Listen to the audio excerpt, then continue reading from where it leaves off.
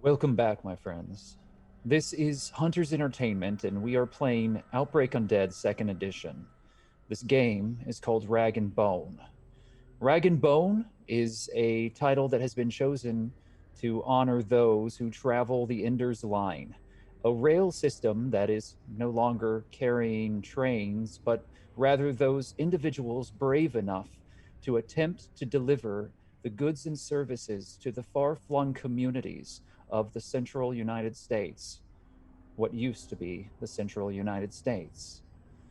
We have a number of players with us tonight, and we are very excited to welcome you. You will have the opportunity to assist and to affect many of the things that will be happening within this game. We are partnered with Foreteller Scry, and tonight you will be making choices that will determine not only the survival of the community that the players find themselves within, but of the betterment of the entire area. There is a map on the screen soon that will show you exactly the situation that the players have found themselves in, surrounded by the infected with no easy retreat. As you are each able to affect this map, you can lessen the threat that has been building very, very powerfully against those who would survive this small farming community. The community of Grey Ridge is besieged. There are large torrents of the dead that are assailing them from two corners of their community. The other two sides of this community are walled by sheer rock and outcroppings, leading to the mountainous ranges beyond. Dangers lie there as well. It is our hope that with the time that you have accumulated watching all of the content here on Hunter's Entertainment, that you will be able to assist those who need it. For this world is not forgiving. It is not one ruled by the understandings that other games would lend to you. There is no magical sword that can save you. There is no easy ending, certainly not a happy one. Survival is what matters most, and it will be up to the players and each of you as our audience to help to determine how that survival will happen, if that survival will happen. So we encourage you now to work with our moderators and those who are present within our chat to try to create some small amount of hope in a dark and dismal situation. Before we begin our tale, however, I think it is best that we spend a little time understanding who the characters are and each of the players that will be portraying them. Michelle, who are you playing tonight? Hello, I am playing Juniper Song, and I just last time we did this, I tried to arrow an old lady, and it did not work, and I'm very angry about it still 2 weeks later. You can find me everywhere on the internet at I am Chubby Bunny. Twitter is where I announce all my stuff, all my new shows I'm doing. And tomorrow I'm starting a new show over at Paizo, it's twitch.tv/official Paizo. It's a Pathfinder show, and it's brand new, starting tomorrow. So come catch it at 6 p.m. Pacific time if you're around. That's very exciting. Hopefully, you'll be alive to share in that moment tomorrow. May, who are you playing tonight? Hi there, I'm Melee Damage, and I will be playing Abigail Rose, who is a bit of a shooty, tough girl who seems to keep setting things on fire unintentionally. And you can catch me on all the socials at whatever they are / Melee Damage. And do check out my new song. I released a single called Mothership, and we have a music video coming out very soon. So follow me on the socials, and you'll get to see it. That's very exciting. Congratulations. Markia, who are you playing tonight? I'm playing Chira Sampson, who's kind of a stealthy rogue-like type, is not above stealing from others and claiming it as her own, and giving some of it back, but still keeping her commission. And you can follow me on Twitter and Instagram at Markia McCarty. It's my name.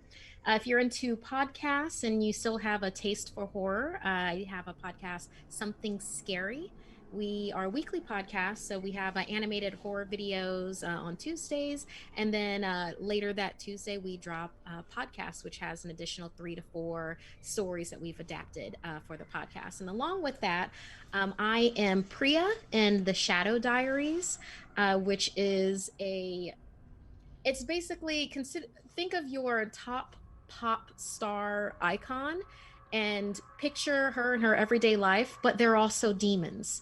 So that's the Shadow Diaries, and I'm Priya in that, and it's a pretty interesting trajectory that she has in there. So if you want to check that out, that's wherever you can find your podcast. Thank you very much, Kia. I promise you something scary tonight as well. Luis, what will you be playing tonight, and can you tell us a little bit about them? Hi, I'm Luis Carrazzo. I'm playing Lampwick. Lampwick is, well, he is definitely was pre-apocalypse. A smooth talker, for sure, a charmer, someone who would be able to pinpoint sort of an emotional weak link and then be able to kind of find a way to manipulate them for his own gain. Last time I was stricken with some kind of food poisoning.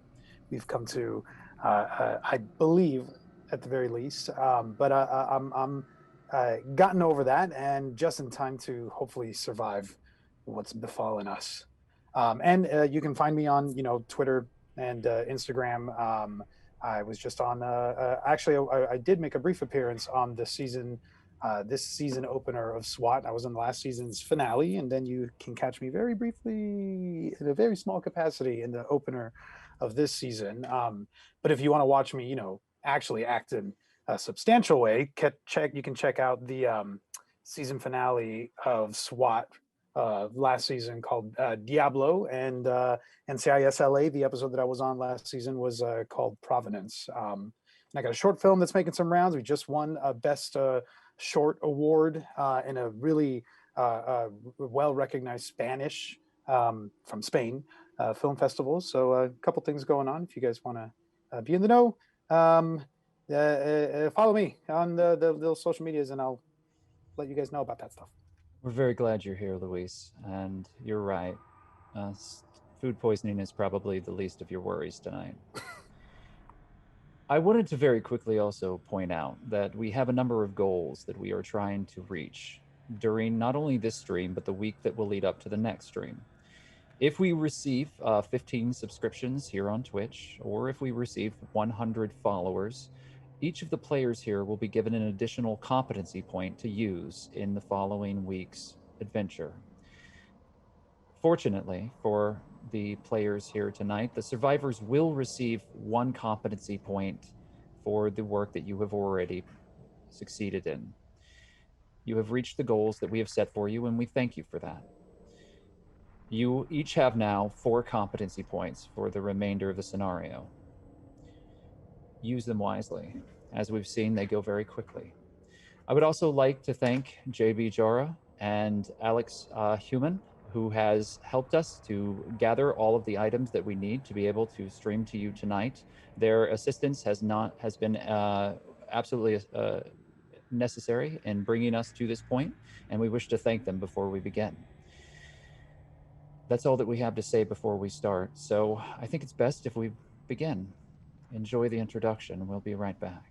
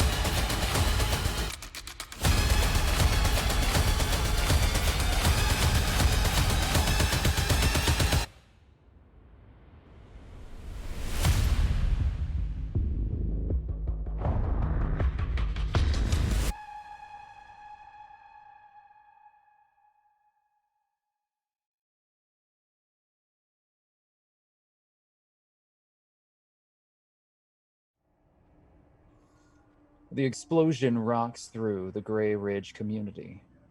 There is a bright orange flare that shoots into the night sky.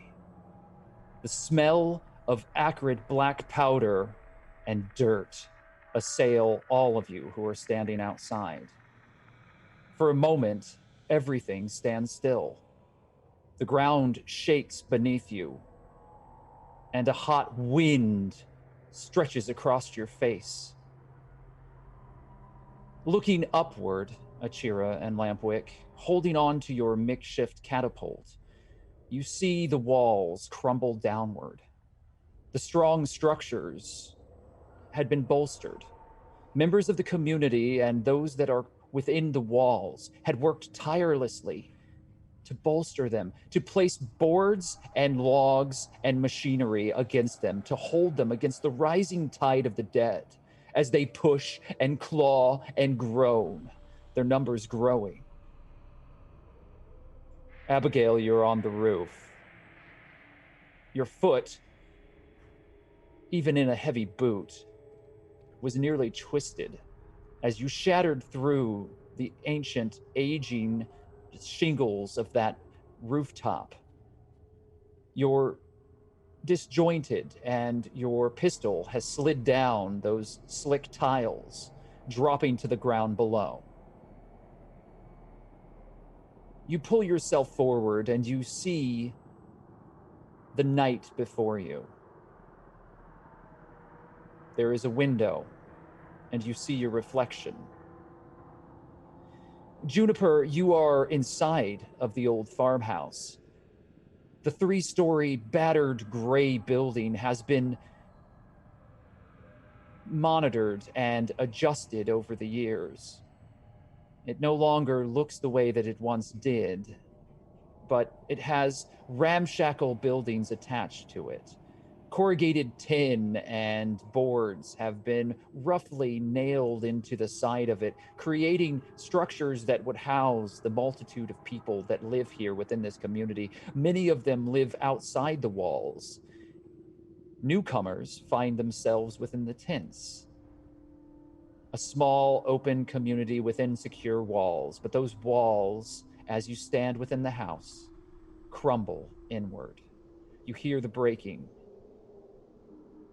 You had moved with your ally, Sunny.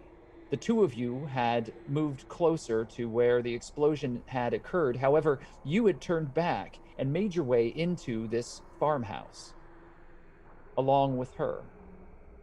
There you had discovered a pair of young children, twins. They were defending themselves, and you have taken it upon yourself to protect them. Sunny had stretched onward, hoping to be able to help someone. Surely that explosion had caused a great deal of harm. And many members of this community have gone missing. There is no telling where they are in this moment. The dead are here, like a wave, crashing onto a beach in the middle of a storm. None of you were prepared for this. You knew that it was a possibility, but you did not think that these numbers could be real. None of you have seen hordes like this. Everything seemed much easier on the road. Here within this community that you know is working tirelessly to fabricate the medicines needed by so many others. As the cold winter months roll across you, striking disease and illness where it goes. The penicillin that is created by this community could save lives. But it no longer seems possible. It no longer seems possible that this community will ever recover. Now, it is only to be a matter decided by your actions. Who lives? What is saved? What, if anything, is pulled out of the ashes that will remain in the morning? The dead are here. Every choice you make will matter. And one of you isn't what you seem.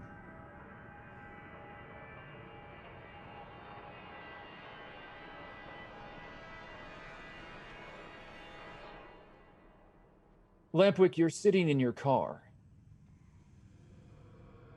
The battery is dead. You're out of gas anyway. It no longer matters, but at least you could keep the radio going. For the longest time, it was static and then dispersed military warnings. Off in the horizon, you see what was once St. Louis on fire. There are the sounds of automatic gunfire ringing through the air. You're parked on an outcropping, looking down at the city. You're on the middle of an overpass. There are other cars. There are people rushing past who have abandoned their vehicles. There's shouting, screaming, and crying. In this vehicle, you have a few bags with you, food that you've stolen, and a gun. A revolver with 4 rounds. What do you do? Where are the people, the flow? Where are they heading? I'm getting my stuff and I'm getting the gun, and if the car's not working, I'm gonna start to head on foot. There are people out there, Lampwick, and as you gather your things and open the doorways, the sound of them rushes across you. The screams. Some child crying not too far away in another car. It's screaming incessantly. You gather your bags and you are prepared to start moving across this overpass. Helicopters fly overhead. It is June 4th, 1995. You're a young man. Are there any cars? There are many cars, but there are a gridlock of them ahead of you, and behind you even more. If you move ahead, you may be able to find a vehicle that you could take and move forward with, but it is an outside chance. I'm gonna move ahead and see if I can find any cars that are starting to move out of gridlock, and see if I can try to convince somebody to make room for one more passenger. Start pushing your way through, and you feel someone pulling at a bag behind you. One of the multitude that you're carrying. My gut reaction is to, if I feel someone pulling it, I'm gonna kind of tug it back and turn around, ready to like throw a punch, depending on. I need you to make a dodge, Lampwick, as someone is already throwing a punch at you. Okay.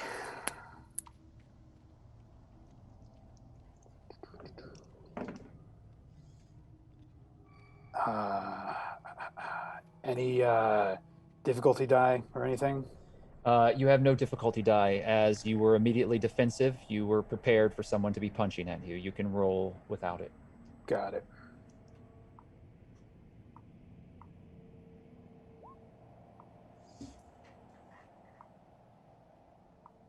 Show me.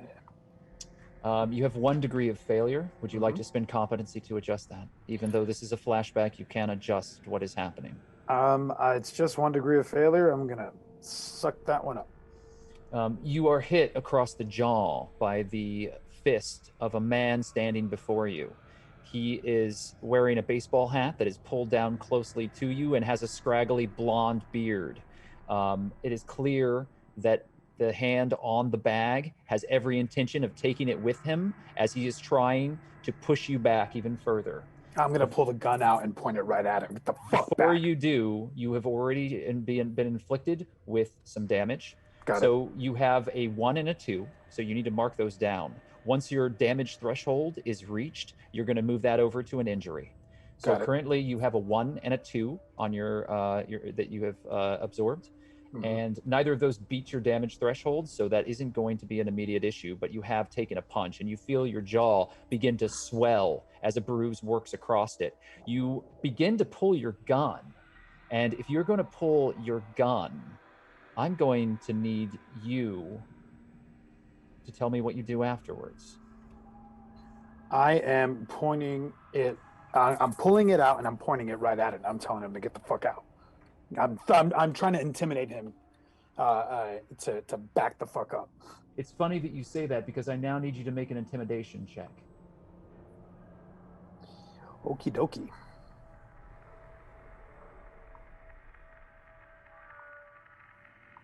I will give you 1 degree of difficulty. And that is 4 degrees of failure. It doesn't even matter. Yeah, don't matter. And so are you going to let that ride? Yeah, I am. The man reaches forward and very easily snatches the gun out of your hand. He begins running, taking your bag and your gun with him. You're standing on the bridge. There's a baby crying in a car 1 away from you. It's alone. The windows have been rolled. The windows have been rolled down. The baby is crying, and there are shouts further forward as it seems that other people are beginning to panic as the evacuation of St. Louis has gone horribly awry. People are beginning to riot, and not only that, they are beginning to become violent with each other to take whatever remaining resources they can find. You seem to be the victim here. What would you like to do, Lampwick? I'm gonna. So? There's a baby crying in that car. Is there anyone else in that car? Or has that baby been left? You do not see anyone else in the car other than a car seat with a baby in it that is screaming, and there is like some heavy steam on the window as if it has been there alone for a while now. I'm gonna get in the car. I'm gonna quickly search it, see if I can find anything of value that's been left behind in it. There is a diaper bag. Inside of it, there are bottles of condensed milk. I'm taking that, and I'm taking the baby. You grab the baby, and you grab the bag. Where do you go? I'm gonna head forward, and I'm gonna try to use the baby as a prop. Get out the way. I have a baby. Move, please. Make room. Can someone help us? Can someone help us? There's just one of me and the baby. Please make room for us. Lampwick. A number of people help you. They fight to defend you. It is the first group that you become a part of. You and your daughter. Tell me your daughter's name.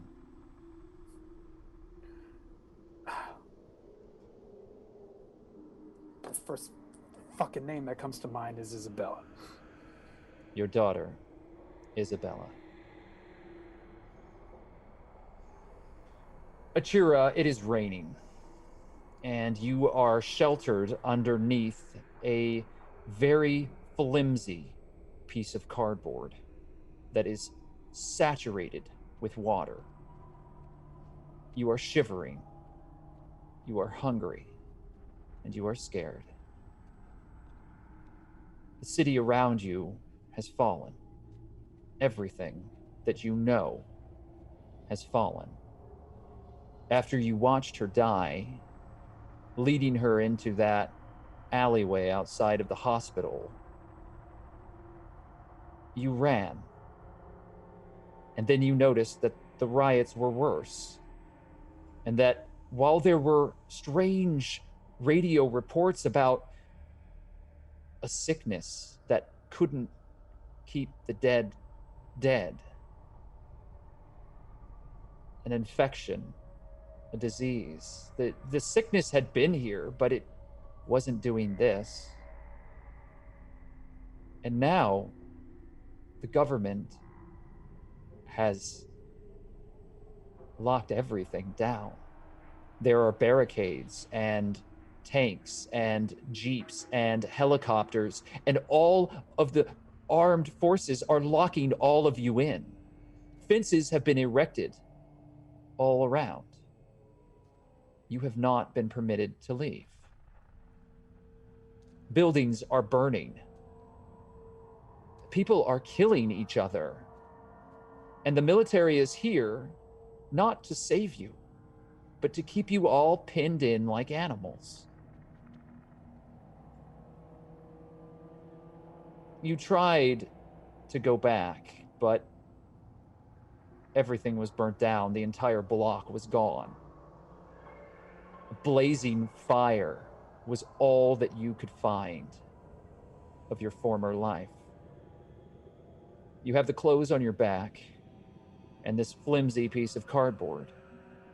What do you do?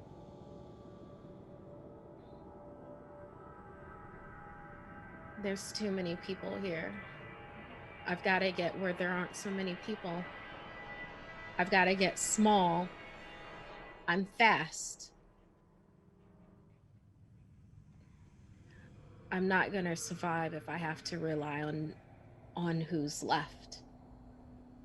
So I've got to get away. Achira would then... She'd watch the military to see where the holes are, because everyone's human and humans get tired. No matter how strictly they will follow something, humans are going to human. So Achira is going to watch and look for those holes so that she can get away. And if she can steal something along the way, something military grade, then all the better. But the main thing is to get away. I'd like for you to first make a composure check for me. There are helicopters and there are spotlights that are streaking across the street that you are outside of. Gunfire is a small distance away, and you hear a strange sound, like a wet dragging not too far away. You have 1 degree of success on your composure, and you steel yourself, and you begin stalking the streets, looking for any opportunity. Your mind sharply focused on anything that could give you an edge, the opportunity to survive. You work your way along those gates, those fences that have been erected, the barricades. There are a number of military soldiers that have stretched out here with their guns and spotlights and flashlights. And if you get too close, you know that they see you and they shout out towards you. So you keep your distance and you keep it to the shadows. Eventually, you come to a gateway, and there is an opening. You see military trucks that are sheltering a small group of people. There are tents here and a presence on the outskirts. Individuals that are being very closely examined by what may be doctors led into these tents, and you see from an opening that they are undergoing some sort of medical examination.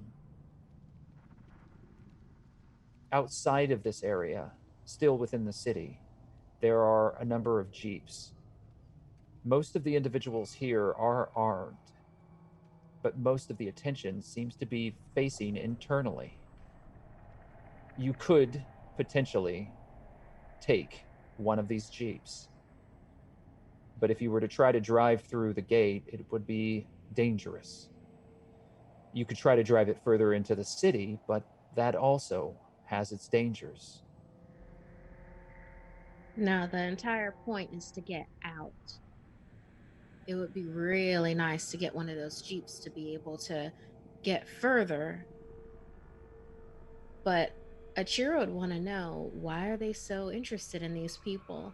And would it be possible to maybe nab one of them to be able to use their credentials to be able to get out with with like a Jeep?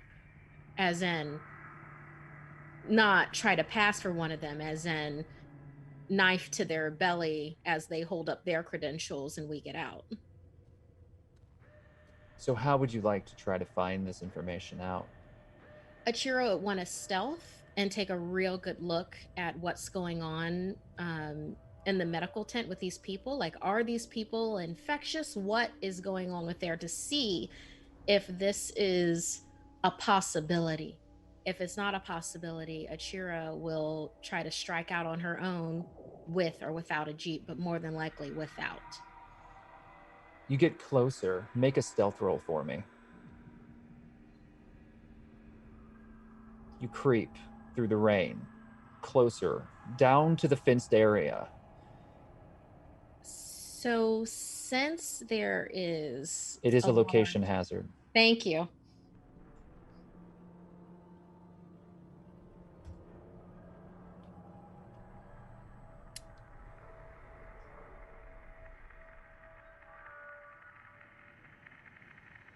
You move closer to the chain link fence. There is barbed wire across the top of it and a number of guards that are patrolling the area. As you get closer to the fencing, you realize that any sound here would alert others to your presence. You're moving quietly and carefully. If you can make the roll for me, we'll determine whether or not you're successful. I was just trying to see if I had any gear that would go towards that, but it doesn't look like I do. In this moment, you are wearing very mundane street clothes without any gear whatsoever. It's 1995 and you're a young woman. You got 1 degree of success, which is good. You move carefully and quietly forward. I'm going to use a competency point to make it 2 degrees. Even better. Using the competency point that you have gained from your ability, I upgraded my acumen, so I get 3 competency points for every location hazard. so be it.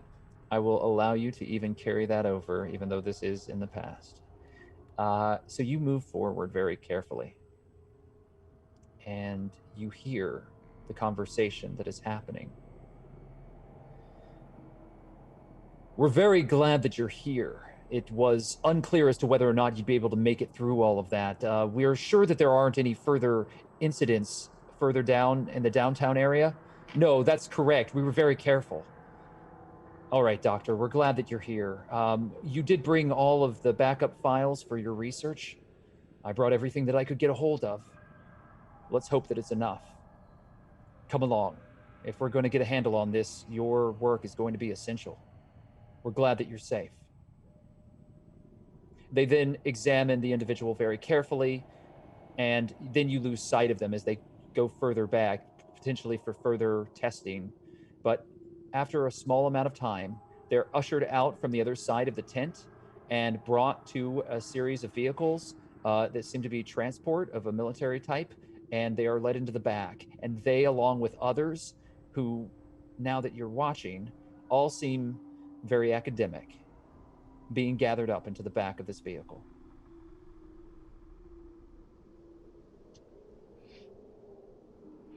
The vehicle itself, is there like a way, like, is it higher off the ground like a jeep? Like, I'm picturing if Achira could somehow grab onto the bottom of it.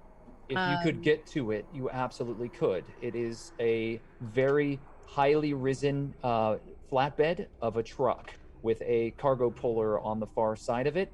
It is a very standard issue, but it is high enough up off the ground that if you were able to make it to that area, you would be able to ride underneath as long as you were careful of the axle. And it looks like it's pointed out of this area or It is leaving the city. It's leaving the city. Okay, that's going to be something that Achira is going to be extremely interested in, and try to look to see if there's a way for near last minute for her to run and grab a hold of the back, or if not that, then to be able to get underneath and hold on. She just needs to be able to get out of here. Are you moving into this encampment, or are you moving back into the city and biding your time? Encampment. I need you to make another stealth roll.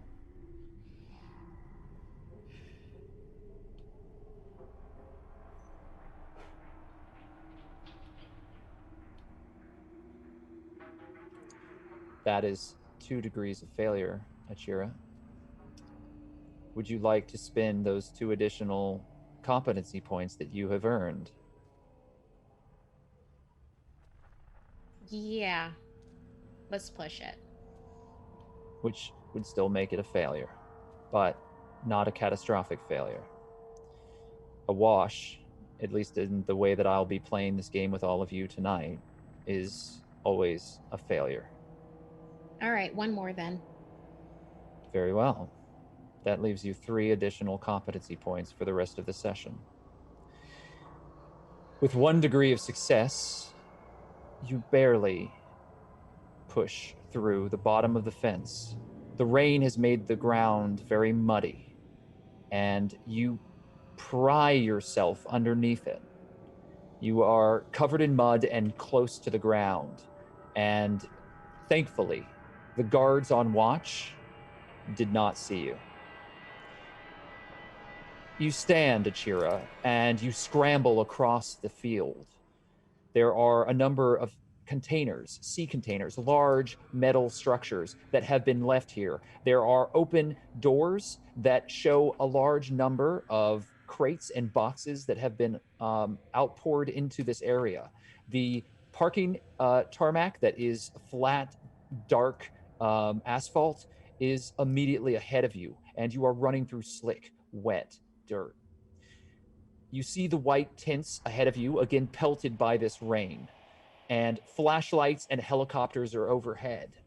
You are going to have to make a choice here, Achira.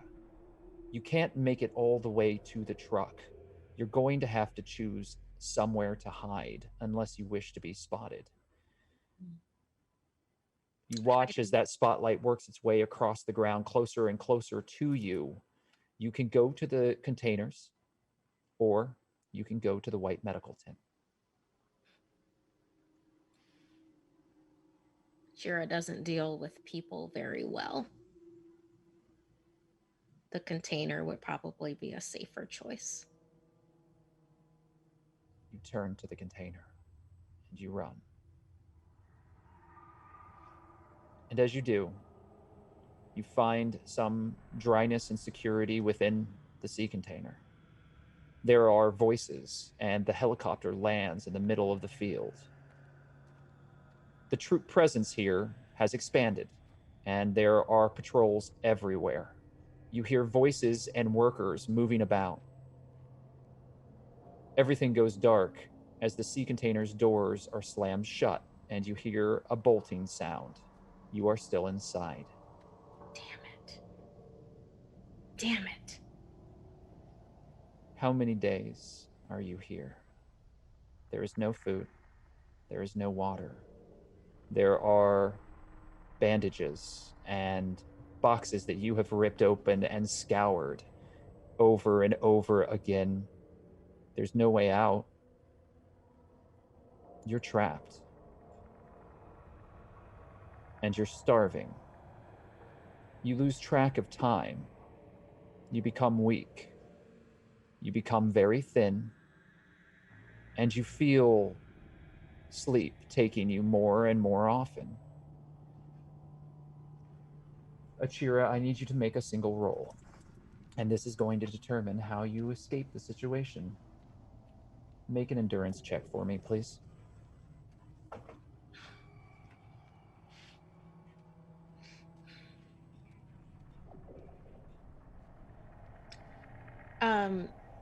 Being trapped within this container, this location, this new location, is that... I'm sorry, it is the same location that you've already been rewarded for. I couldn't possibly give you 3 more competency points for the same location. Got it.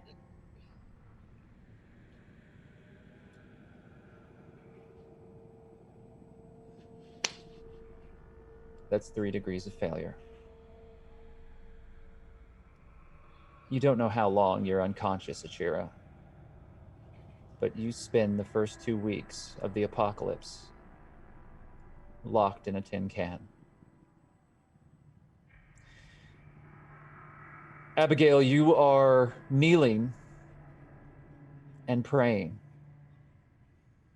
In your hands, your rosary, and in front of you, your tattered Bible, a book that has been with you since childhood. So many have died. You have not slept in many days. There are so many safe houses that are filling with those in need. The city, all of Boston, is in a state of panic. Buildings burn all around you. Telephone communications have been out now for 3 days. It is 1995 and you are a young nun. It's been a week since you killed her.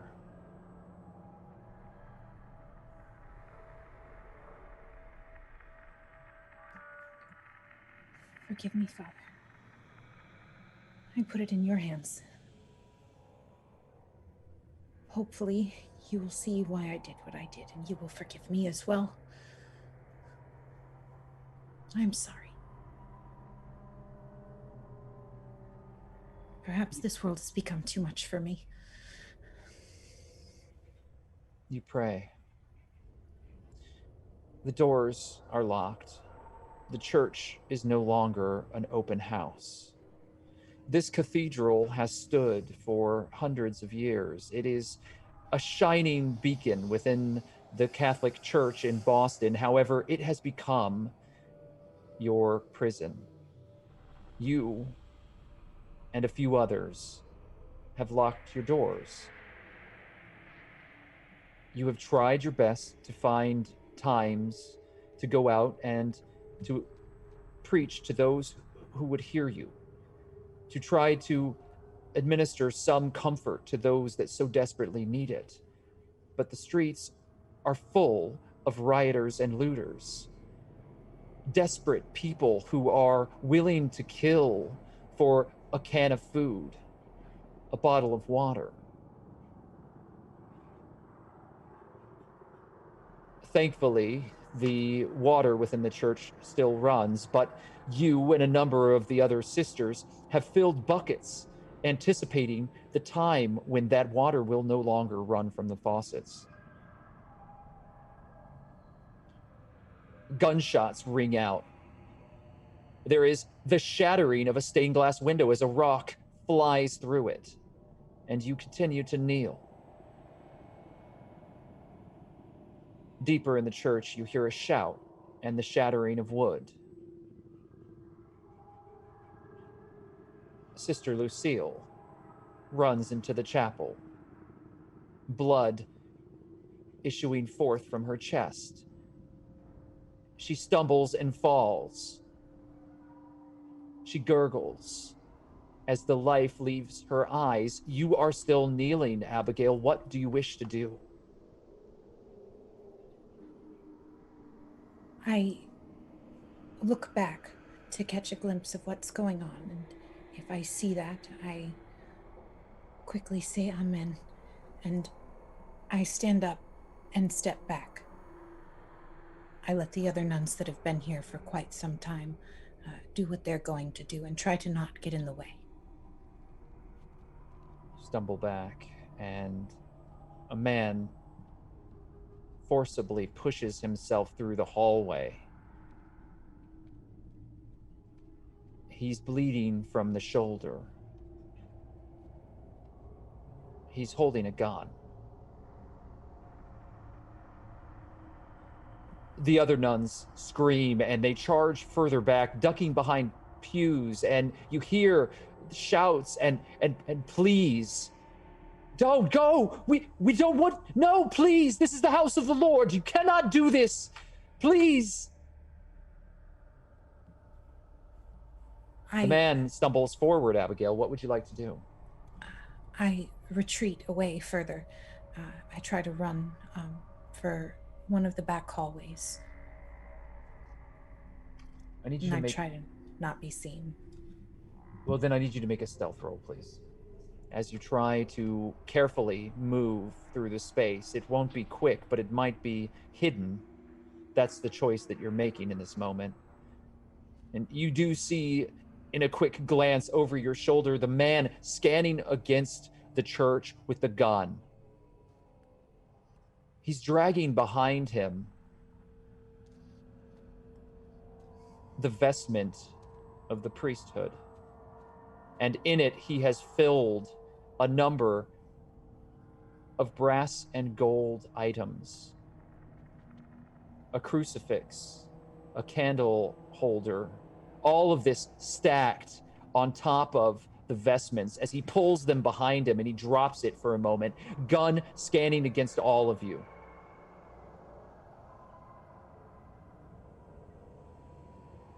You have 3 degrees of failure.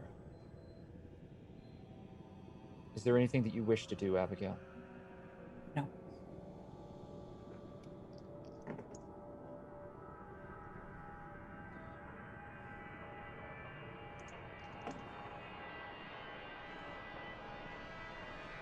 The gun rings out. You feel your leg buckle underneath you and you don't know what has happened.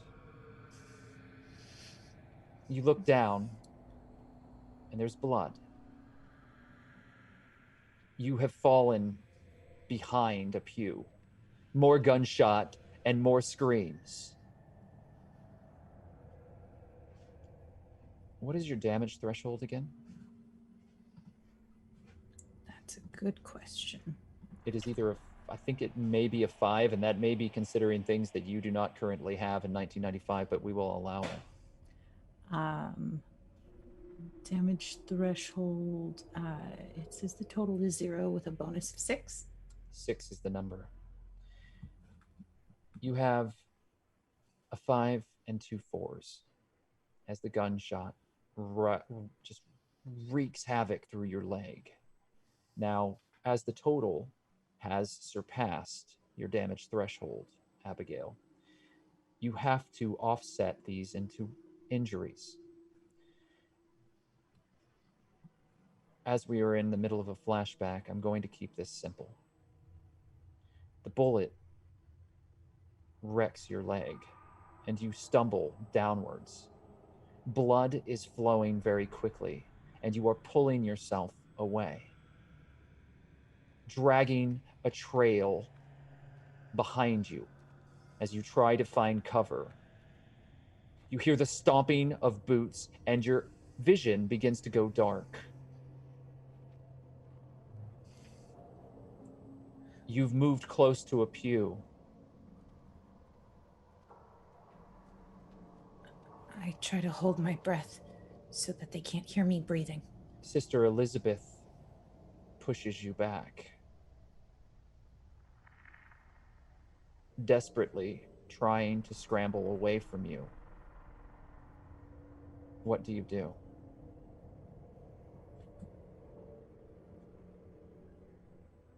I look around to see if there's anything around me that I could get behind enough to try and wrap something around my leg to stop the bleeding. You pull yourself behind a stone pillar. I need you to make an endurance check.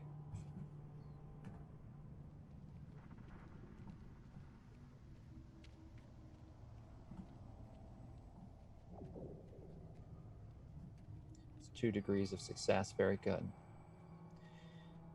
As you pull yourself away, you manage to tie your leg off using a scrap of fabric that is hanging from the drapery to your left. You rip it across the side, creating a strip, and you staunch the blood flow from your leg, saving your life. The other nuns are screaming as gunfire rings out. Eventually it stops, and everything is quiet. Do you remain here, Abigail, or do you do something? I would still like to try to get as far away as possible and perhaps look for another exit to pull myself out of and away from what's going on. There is a doorway that leads past the rectory down to a basement. You begin pulling yourself there. As you do, you hear crying. Sister Elizabeth again. Please don't. No, don't. Shut up. Do you continue to go? Yes. You pull yourself to the doorway and into the room, tumbling forward, unable to walk easily. There's a gunshot that rings through not only the entirety of the chapel, but through you. You feel it reverberating. Everything is quiet.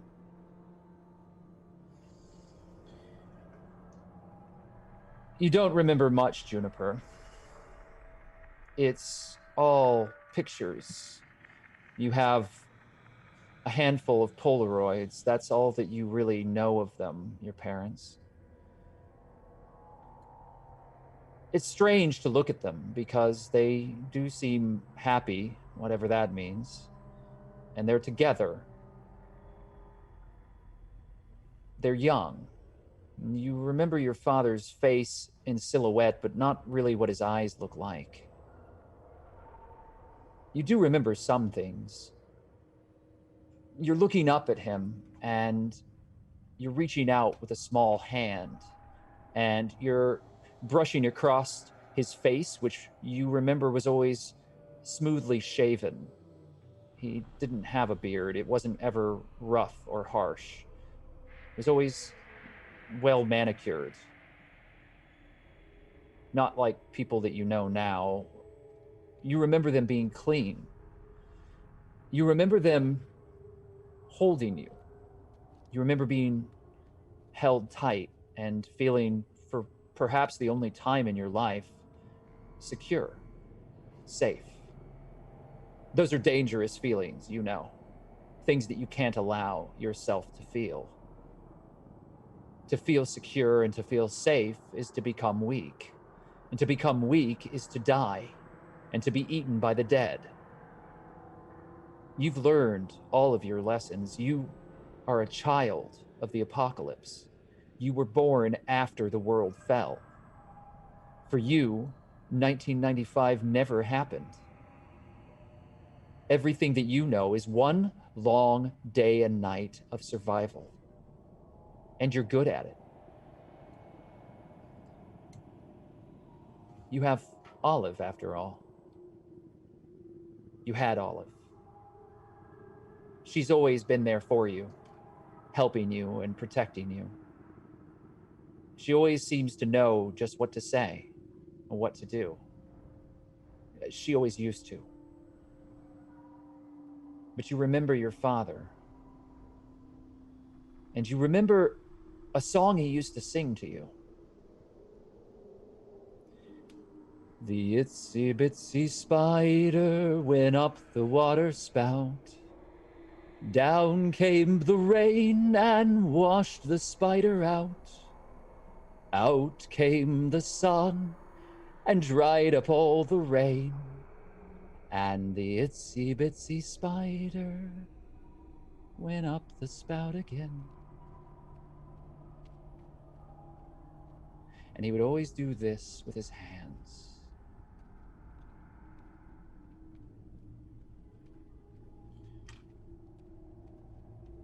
You don't remember much else.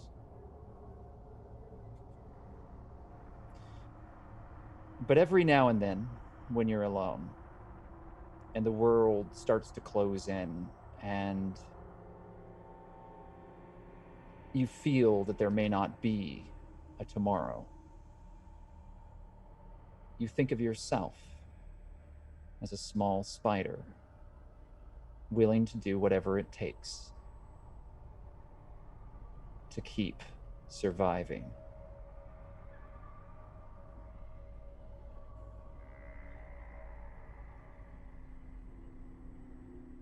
That was then, June. Now you're inside of this house. And in your arms, you have two red-headed children, scruffy and somewhat wild themselves. But they've been kept safe here in these walls that you know are an illusion. You knew that that was an illusion before they fell, and now they've fallen. And you've talked to many of the community here, and they had welcomed you and the other Rag and Bone in. They had allowed you to stay, but they wouldn't allow you to carry your weapon. So all of you were forced to stay within the gate just outside the entrance and to wait. And then Lampwick got sick, and the doctor took Lampwick. It turns out, apparently, that Lampwick is all right and just ate bad food. But you learned something else. That this house is well secured, but something isn't right.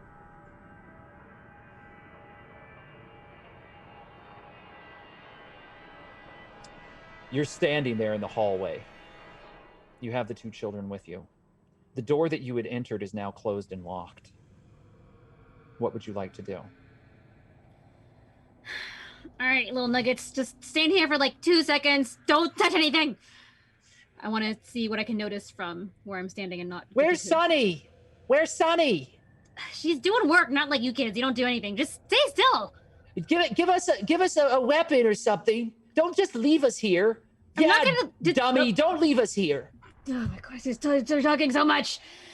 Just look for something here. Take whatever you want from this room. It's fine. Just stay away from the door. And I'm gonna see if I can look at the door and analyze anything weird about it. Traps, tripwires, people hiding behind them.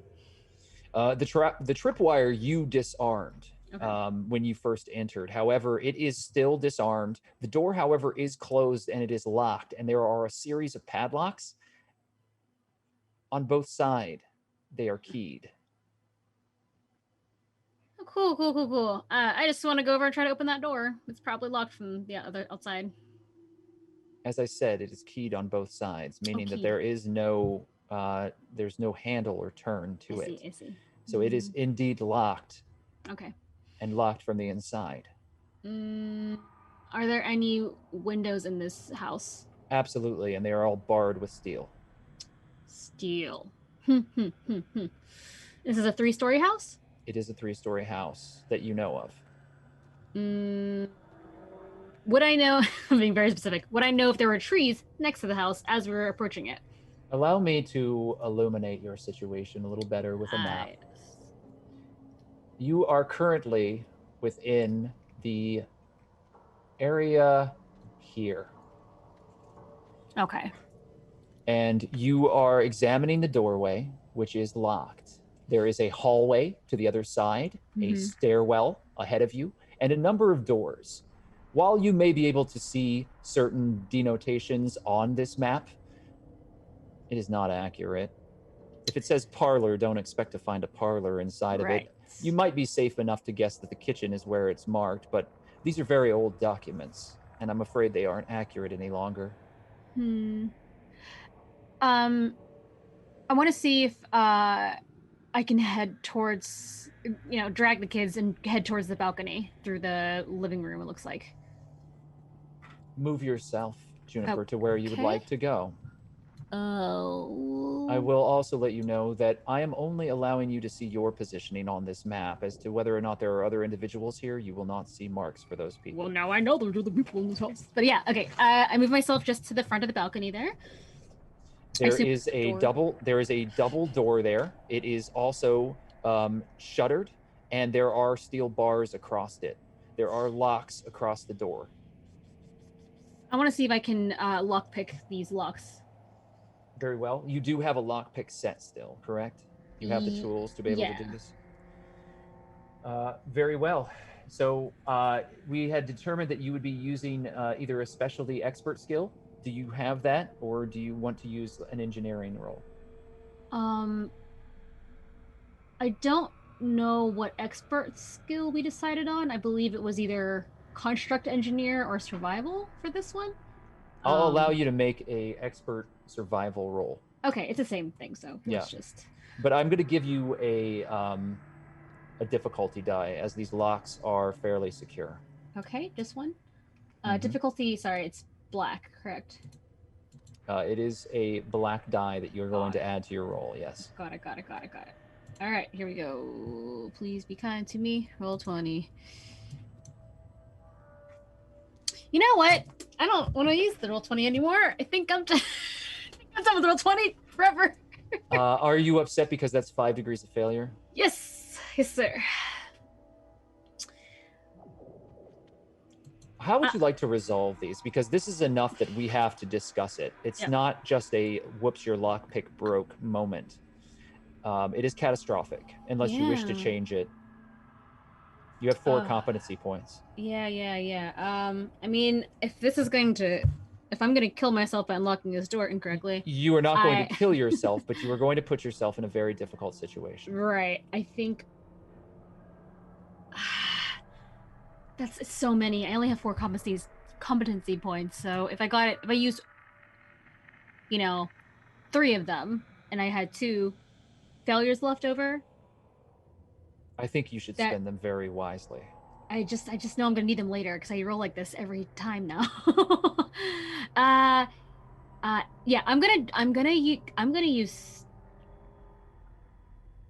2 of them now and then take 3 degrees of failure because that seems less scary than 5 I think that's a wise choice. And save 2 for a rainy day.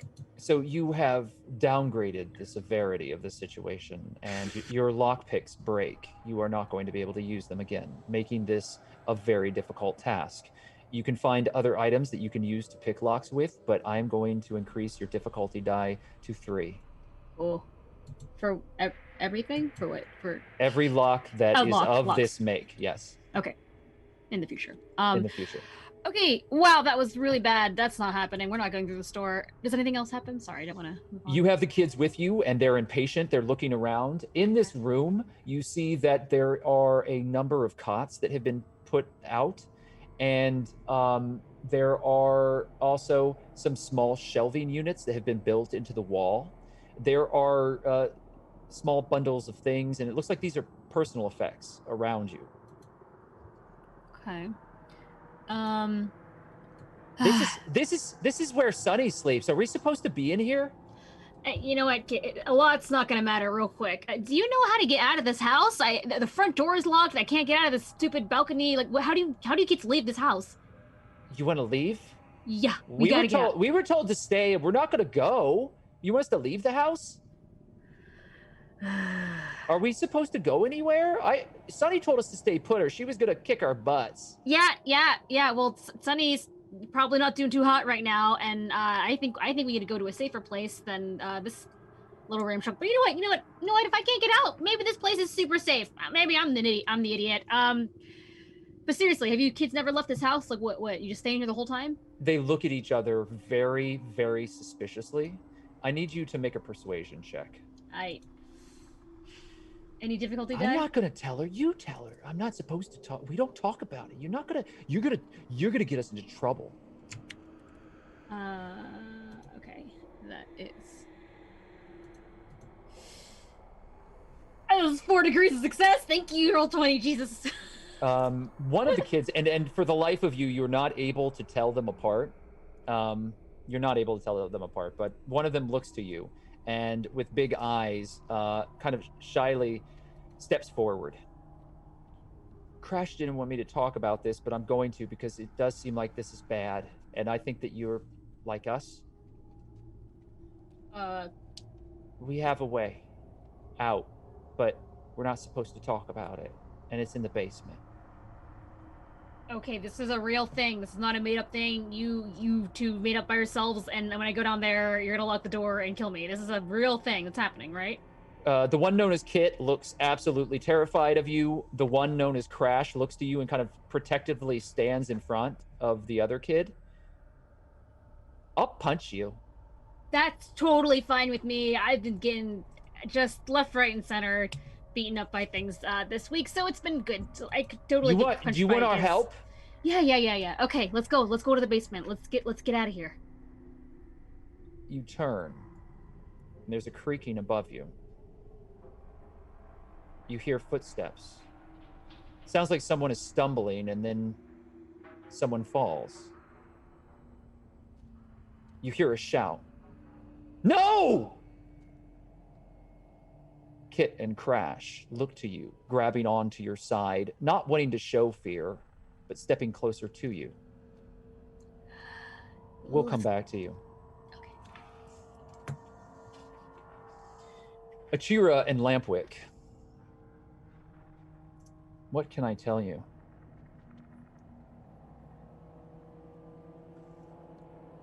Before you is a horde unlike anything that you've seen before. A mass of the dead, shambling, scrambling towards you.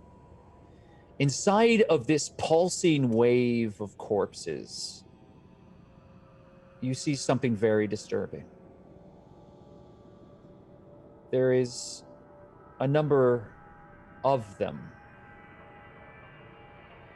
that lunge forward much more quickly than the others, that momentarily leap out of the air, as if they were able to overtake large distances, leaping forward. And you hear,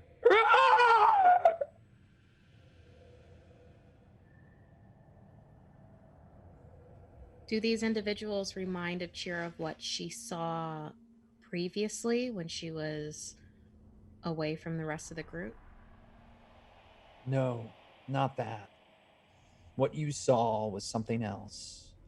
A solitary figure standing, highly muscled, powerful, almost inhuman.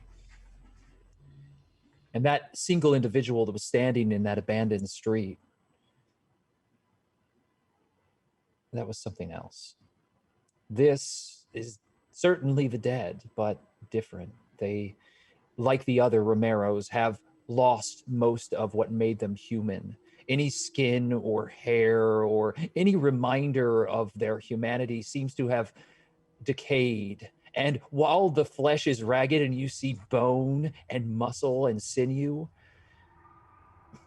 as with so many of the Romero, you know that they don't die. They don't die. They continue on. They continue to live, feasting off the living. As you turn, there is a large shout and a number of gunfire reports ring out as the front area is immediately cleared. And from behind, you see a number of vehicles and guns, automatic weapons, mowing down hordes of the dead. Now, while this does offer you some glimpse of hope, I will caution you. There are many other dead present. Some have already made their way through the gates and are currently in this community, moving about this space. The wall, however, does seem to be clear. And the gunfire that has issued through, there are seas of the dead that turn and start to move in that direction towards those that are fighting. You have no idea where the support has come from. You have no idea who has come to the rescue of this community, but they have made it in the nick of time. And while the north wall may be temporarily clear, you are not safe. The dead are still scrambling forward through the open area of the farm community. You have to make some very quick choices. Do you try to rush forward and to try to make a way in this single window that has been created? Or do you try to find Abigail and Juniper? The two of you are standing there. You have a makeshift catapult and your weaponry. But that's all. The rest of your gear has been left behind. You have no means of long-term survival. Tell me what you do. We need to figure something out fast, obviously. When's the last time? Where did we see Juniper and Abigail and the doctor? What's the last that we saw of them? Because I don't think I know where Abigail and Juniper are right now. Did we see Abigail at least on the top of the roof You did. before? Yes. Yeah. You saw Abigail scramble to the top of the building, although she's on the far side now. You also saw the explosion that caused the dead to lunge forward in fury and break the fence down. I know for a fact that I saw Abigail on top of the farmhouse roof, but I think what we need to really focus on right now is that we need to have more on us to be able to help with anything. Right. Like right now, I just have my scythe, and you have what? You have the half of this catapult. I have my spear and my gun. And we both, and I also have my gun. So yeah, we've got a decision to make. Is it finding the rest of our crew, which I'm just gonna say yes, or is it trying to fight off more of these things? Or you know what? If it's grabbing our packs and finding our crew and just getting out of Dodge now. Maybe we could even just grab the doctor, Dr. Espinosa. If we can grab the doctor, that'd be great. She's valuable. I mean, if they save the rest of this community, great. But that's the brains behind everything. Most of the survivors that you had encountered were working diligently to try to maintain the wall. Dr. Espinosa and most of the other survivors that you have met are currently in the vicinity of where the wall fell. As to who survived, you are uncertain. You see silhouettes and fire. You still see a great number of the dead there, and they are fighting, but the large majority of that swell that was breaking forward have been mowed down by a rain of automatic weapon fire. You also see fires igniting from behind as well, as Molotov cocktails explode. So we see that group ahead of us, and is it to our left or to the left of that or the right of that we can assume we last saw Abigail scrambling up on the roof? So for you, it is to your right. If you look at the map, Luis, you can see that there's actually a pin where Abigail is. Got it. Juniper is within the building, so you cannot see Juniper, but the two of you are here. The wall here is where the main breach occurred, and there are still hundreds of dead that are threatening this area. And while there does seem to be a reprieve for the moment, you do not think that this horde has been destroyed. You think that you've been given a very thin window of escape if you choose to use it. Can you click where our packs are? Here. They were here. As to whether or not they still are, you'll have to investigate. We have a chance to rush forward and at least convince some of those people that it's time to get the hell out of here, because they know where they're supposed to go. They have an escape plan, but we don't know our way around that mine. We need one of them. Abigail's right there. We need at least Dr. Espinosa. I'm on board with grabbing packs and grabbing Espinosa. As far as convincing people, well, if they're not convinced by this point, whatever I have to say won't matter. Let's go for the packs. Let's find Espinosa. Great. I'm assuming we're both moving forward. 6 of the dead are moving very close to you. They have spotted you, and they are moving fairly quickly across the ground, shambling forward. Their peeled and rotted flesh is exposed, and what small scraps of clothing they still have clinging to them is damp, wet, and covered in mud and gore. Their teeth are pulled out as their lips have retracted away, showing what is unbelievable amounts of teeth, as their eyes seem hungry and wide, those that still have eyes, not deep, vacuumous sockets. They are moving towards you now, and if you wish to leave, you're going to have to do something. So if you're moving away from them, tell me how you're doing it. Is there any opportunity of stealth here?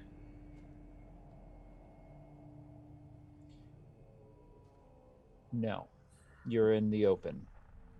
In that case, is this a location hazard? Yes, it is a location hazard, as the farmhouse is close enough to you to count that this is the only location hazard, however, unless you choose to explore elsewhere. So I will allow you the 3 competency points for the farmhouse at this point. Okay. I'm Use sure them other wisely. people put a lot of things into other things. I put it into that. It is a valid choice. Competency points are very valuable. And I am not here to constantly tell you no. However, I'm giving you this as you are close enough to the house. If you enter into the house, there will not be an additional allowance of competency. I understand. You hear more gunshot as the other sides of the wall, you see additional gunfire, and you hear the movement of vehicles. Someone is outside of the wall fighting their way towards all of you. Achira's gonna well, I guess they're pretty close right now, over to Lampwick. Don't stay and fight if you don't have to. Just get through and keep moving.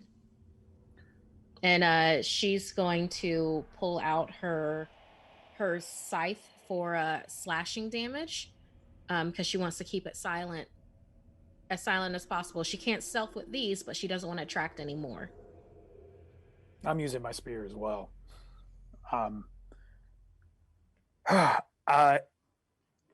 If I'm gonna move forward, I'm gonna try to get to the survivors that are up there. It looks like whatever's trying to get through to us with that pretty awesome firepower and vehicles is ahead, where the remaining of the people from this encampment are as well. I'm gonna try to kind of go skirt around the Romeros that are heading towards us and kind of flank around them and head forward to where those people are. Achira's going for her pack, and the secondary of this is Espinosa, but it looks like Lampwick is probably going to be more people focused than she is, so she's going to go for the pack for future survival, either just for herself or for the group, whatever happens. All right. So you've stated your intentions. First of all, Lampwick, I need you to make a composure check. Okay. You are not part of a unit, so your morale will not be able to be effective here. Got it. You are breaking away at your, and you're going the opposite direction. Is that correct? If it's not, if the group that he's going towards isn't the same trajectory as going towards the pack, I thought it was. Like just like you are slightly moving west towards of what us. is left of the open gateway, and while the trajectory is the same, you will have to split up at about this point. Yeah, then that's where they'd split up. And then you're going to try to be stealthy as you move through that area. Exactly. All right. Well, Okay. I'd like for you to make a stealth check, Achira, after you make a composure check. And how did you do on your composure, Lance? That is 4 degrees of failure.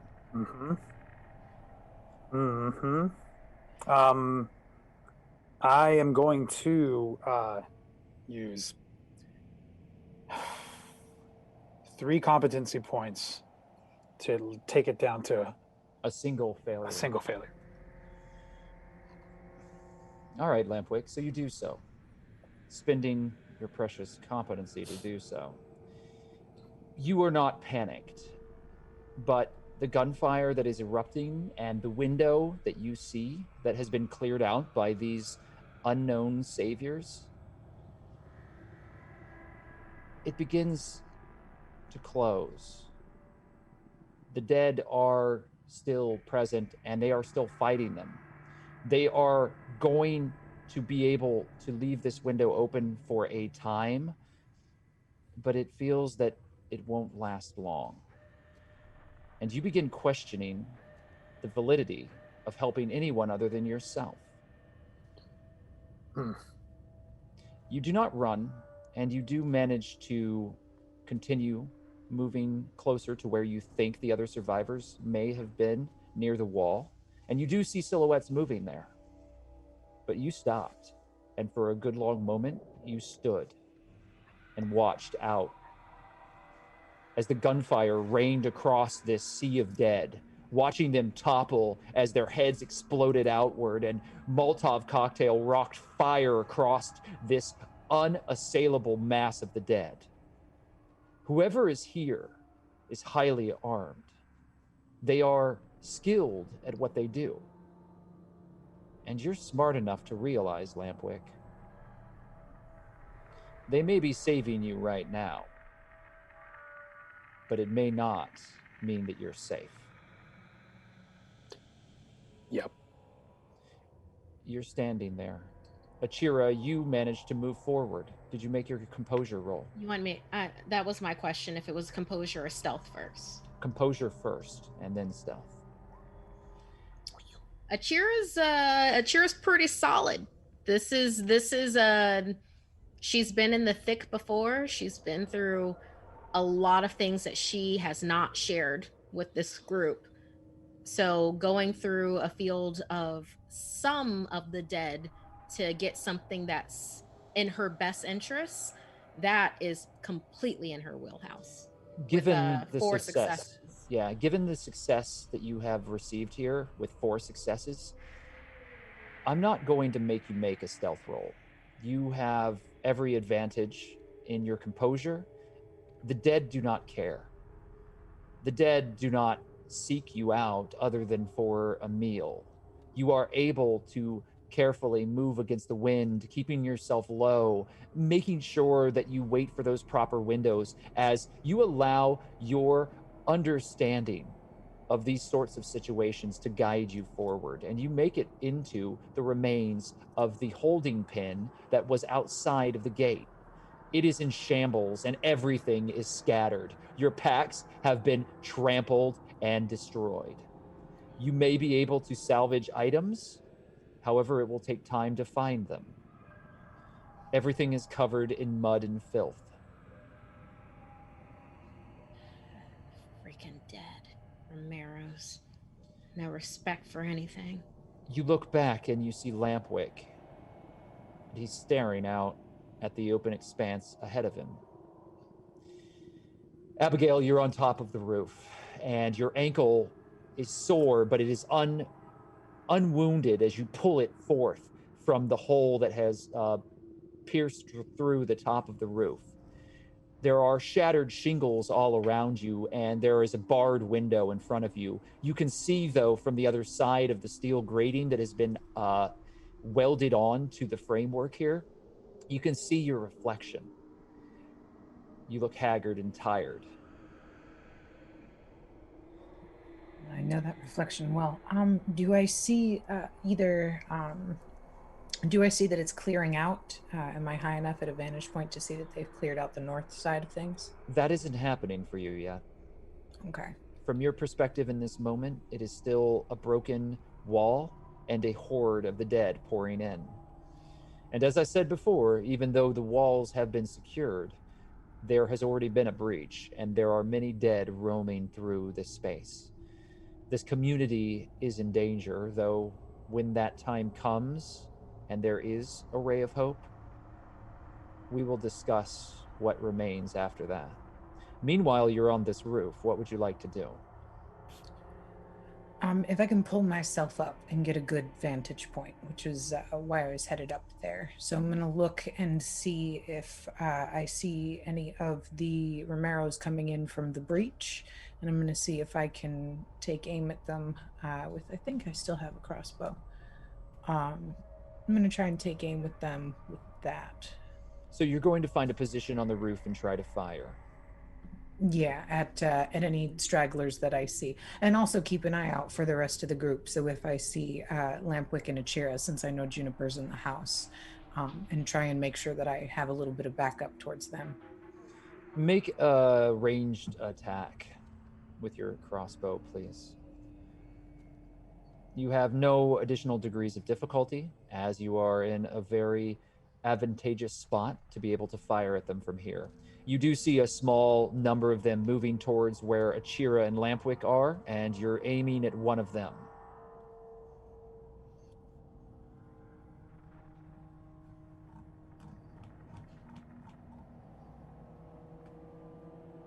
One degree of success. You fire and you hit the side of one of the dead and it stumbles back for a moment. You have disrupted it, but you have not killed it. As you fire, you see off in the distance a number of vehicles. There are headlights. These are functioning vehicles. That's a rare thing these days. Gas, while not impossible to find, many synthesize it, is rare, but what is more rare is to find individuals that are able to maintain any sort of vehicle. And from the looks of it, these are modified four-wheel drive vehicles. And they are making a perimeter on the outskirts of this horde, and they're mowing down the dead as they move forward. It is a very intense and difficult fight. They are expending a great amount of ammunition to try to clear this horde. You have no idea who they are, but they are well stocked and supplied, and they are dangerous. Thankfully, they are currently targeting the dead and potentially saving all of your lives. But who can tell beyond this point?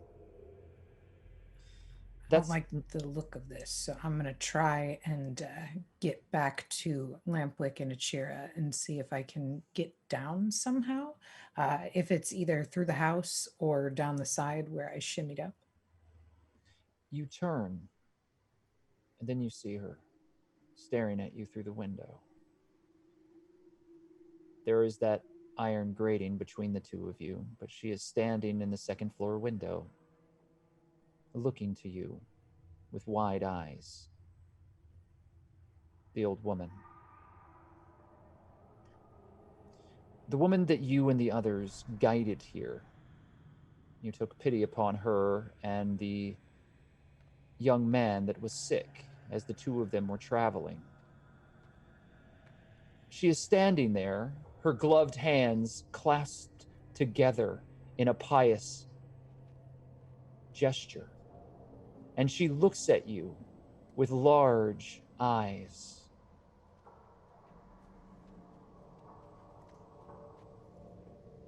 What do you do?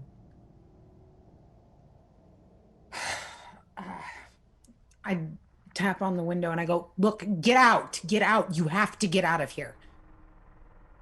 I don't know who those guys are. If they're with you, great, stay. If they're not, you need to get the fuck out too. She smiles and slowly takes off her glove and then presses her hand up against the glass. And there, on her palm, you see a scarification, a wicked, jagged thing that has been carved into the flesh of this old woman's hand. Jesus, did they do that? It is a circle with a slash directly down it and a cross over the top. And then she turns and smiles widely.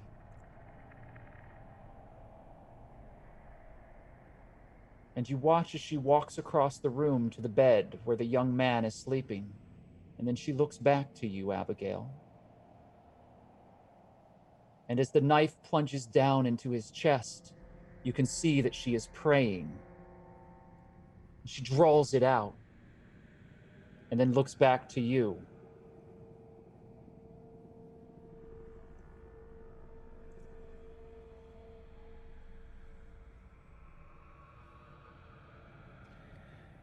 He probably wasn't going to make it that far running anyways. You I'm can't gonna see go. her, but you know that she's singing, and the glass is muting it. Children of the valley, walking hand in hand. Oh, children of the valley, walking hand in hand. Do I- you leave? Yes. Y- As quickly as possible. You begin scrambling down the roof, and I need you to make another roll to see if you can make it down as easily as you made it up. Make a climb check for me, please. And I'm going to give you a degree of difficult. No, first I'm going to have you roll a composure, and then we'll determine. All right.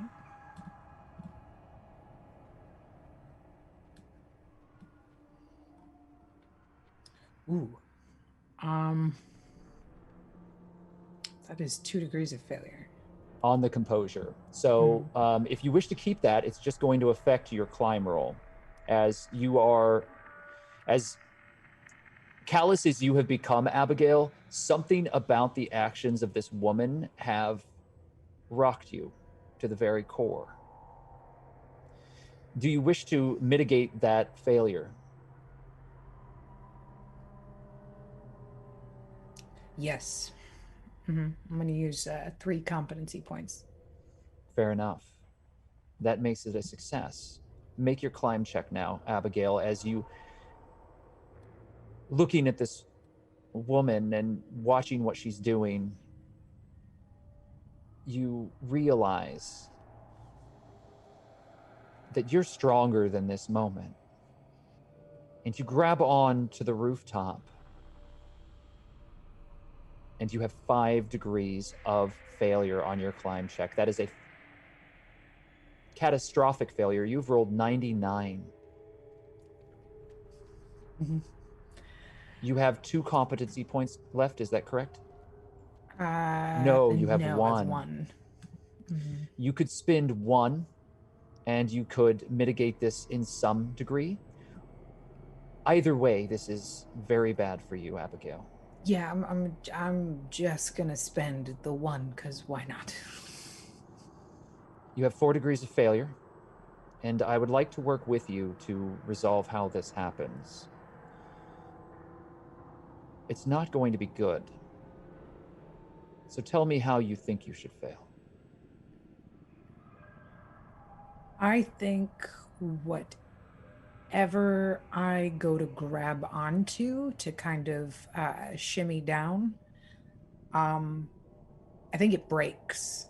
And I think it breaks out from under me as I'm trying to climb very quickly.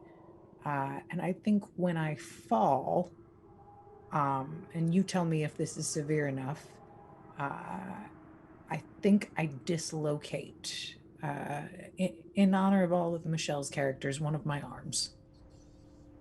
I think that is fitting.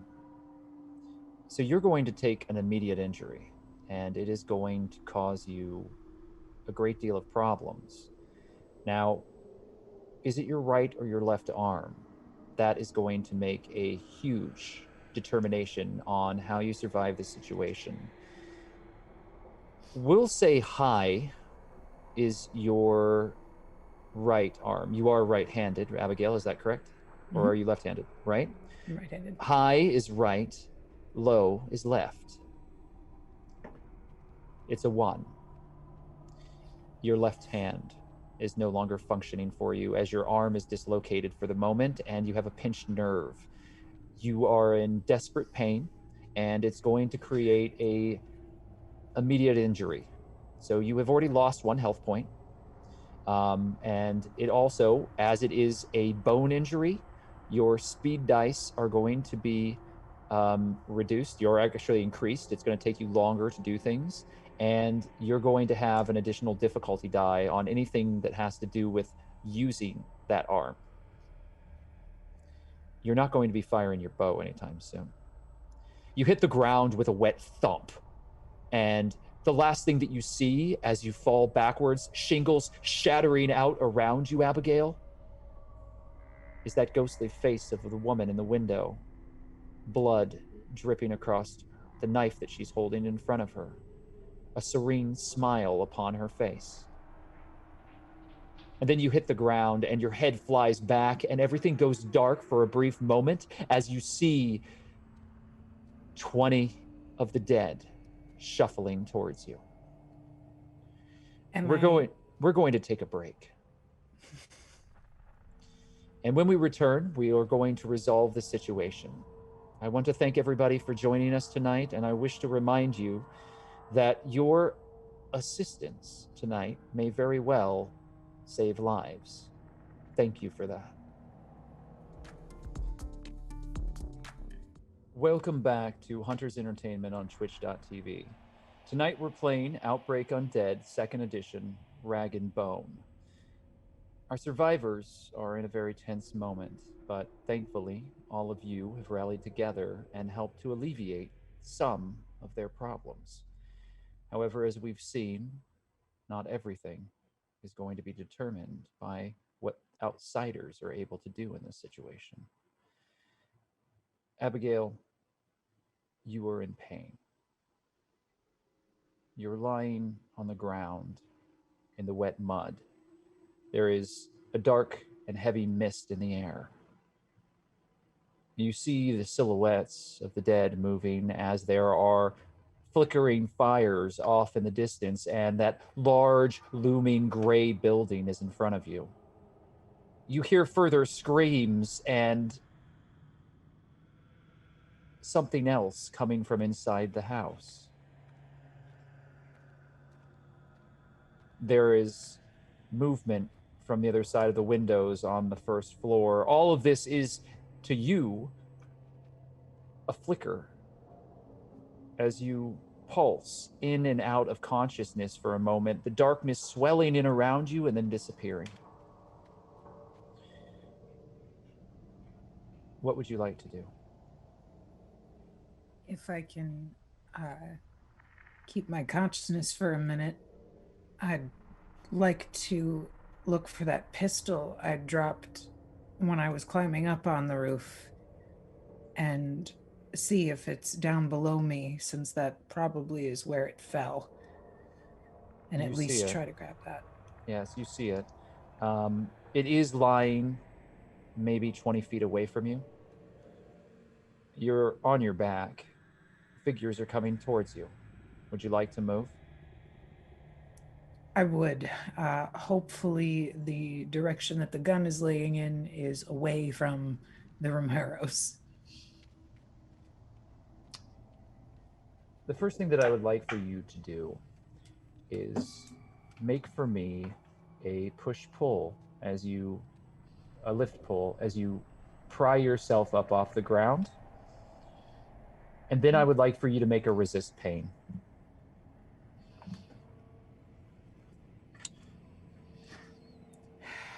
That is another 5 degrees of failure, Abigail, on pulling yourself up off the ground. Now, thankfully, you're not on a 2nd-story building at this point.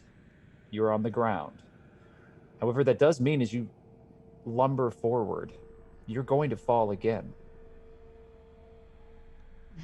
You have no further competency, do you? I do not. You fall forward hard onto your shoulder. You are racked with pain. And you see the gun in front of you, and behind you, the shambling dead. Shit. I got 1 success on the resist pain. If I'm able to, I'd like to reach for the pistol, and if I can grab it, take aim at what's walking towards me. With 5 degrees of failure on your lift pull and the fall that you've taken, I'm going to allow the 1 degree of competency in your resist pain to prevent you from passing out. I'm not going to require a secondary roll, but unfortunately, you're still 10 feet away from the pistol, and the dead are close.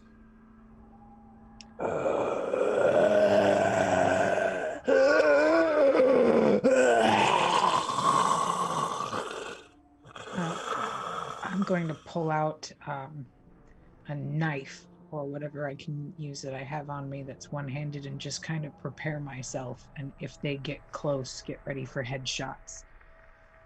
The first of the dead fall upon you.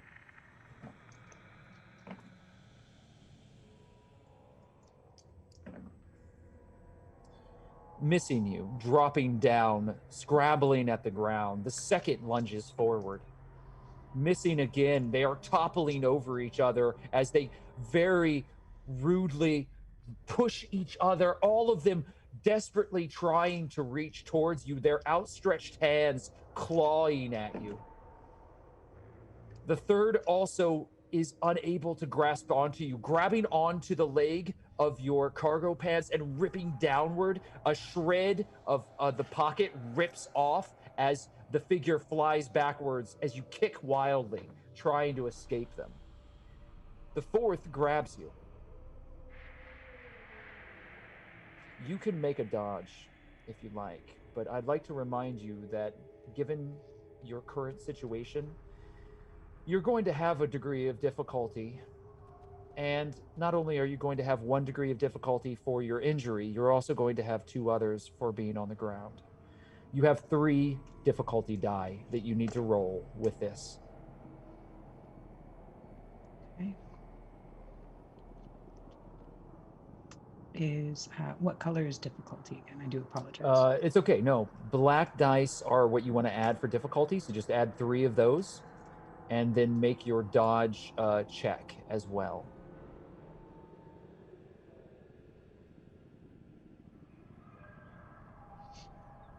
One degree of failure. Not as bad as it could be, though.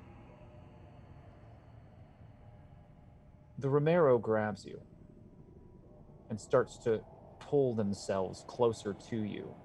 Slavering mouth, drooling this thick, viscous black fluid, no longer truly blood or gore, but some sort of thick tar that is issuing forth from their mouth, jagged and broken green and gray teeth, and a white pulsing eye, the other an empty, vacuumous hole. You see worms and maggots dropping off the flesh as it's getting closer to you, and the stench of its breath works its way across you. The others are starting to grab now as they are surrounding you.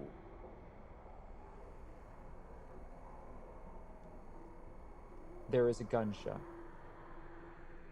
and the Romero in front of you drops inches away from your face. Another, and another. Not realizing what is happening, someone is grabbing you and pulling you forward. I need you to make another resist pain, or you're going to pass out.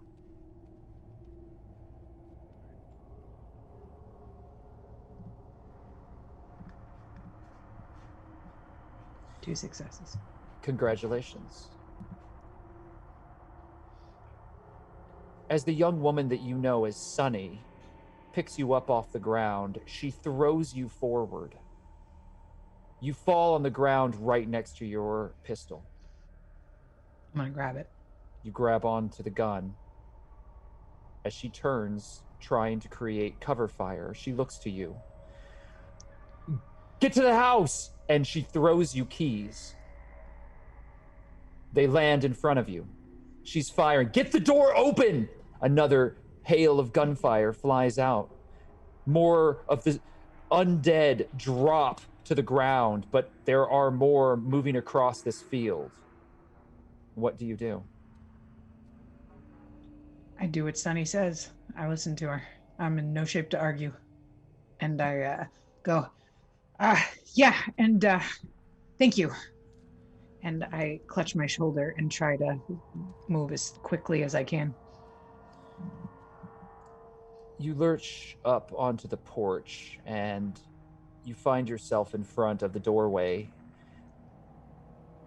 Sweating, filled with pain, you shuffle through the keys.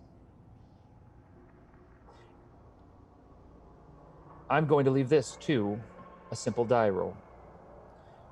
If I roll a 6, you find the right keys immediately. Everything that goes lower than a 6 is going to be further away from the correct key. You got a 5. You stumble through a number of wrong keys before quickly finding the correct keys.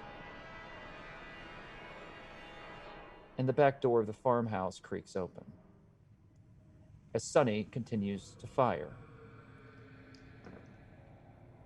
I shout back to her, got it open, come on. You turn just in time to see her pulled into the horde. I run in and shut the door. You hear her screams.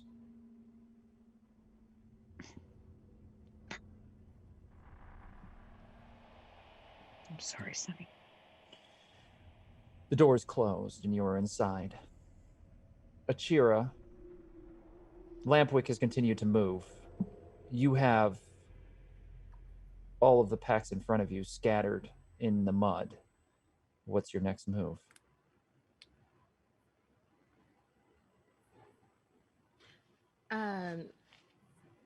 Judging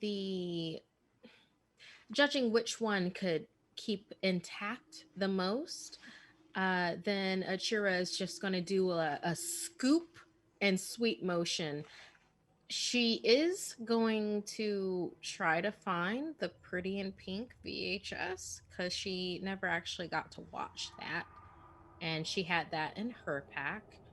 Also, the hand crank flashlight that she had are particularly of importance to her. So if she can only focus on those, then she'll try to grab those. Otherwise, a scoop and a put in a pack. She does have the Zippo, the embossed Zippo that she stole. Not she rescued for Lampwick.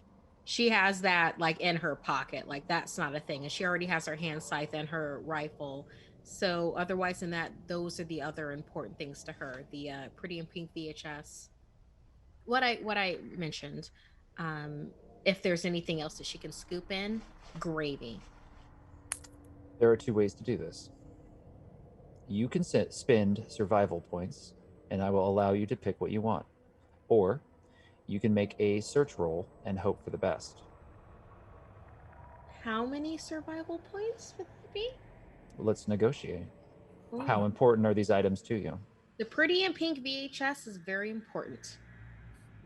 She never got a chance to view that, so she would. I mean, she stole that earlier without anybody else noticing from the bunker for a particular reason. It has 50. It has a tie with her brother.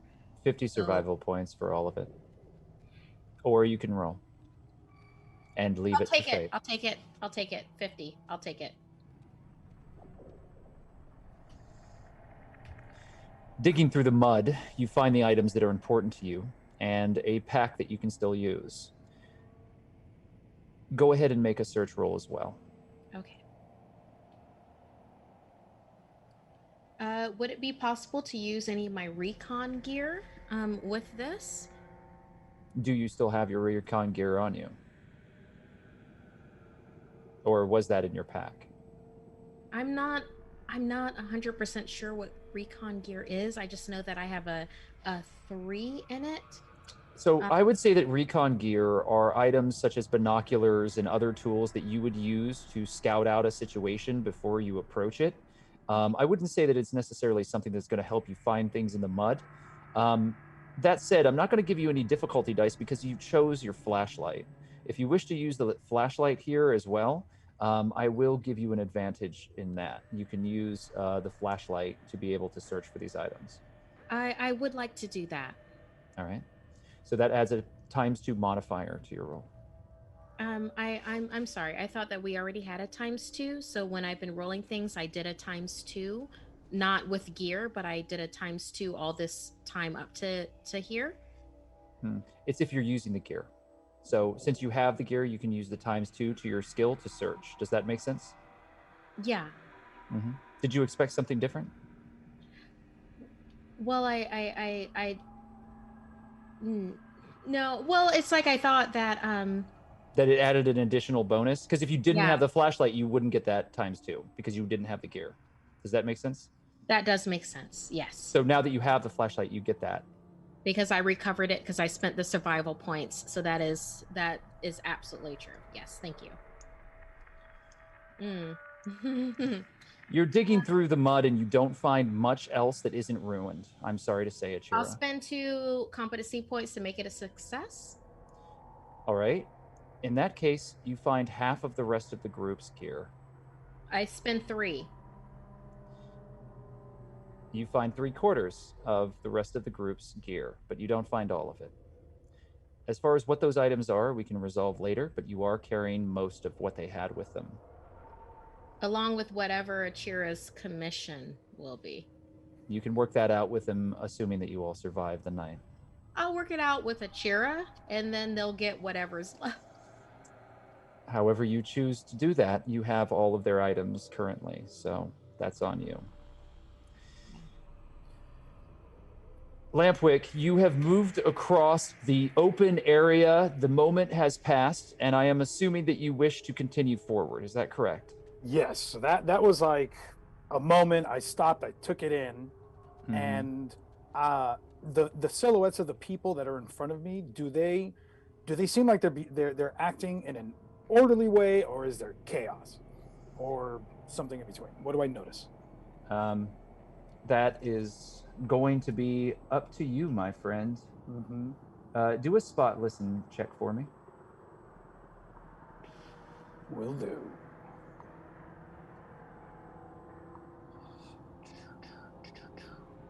Okay.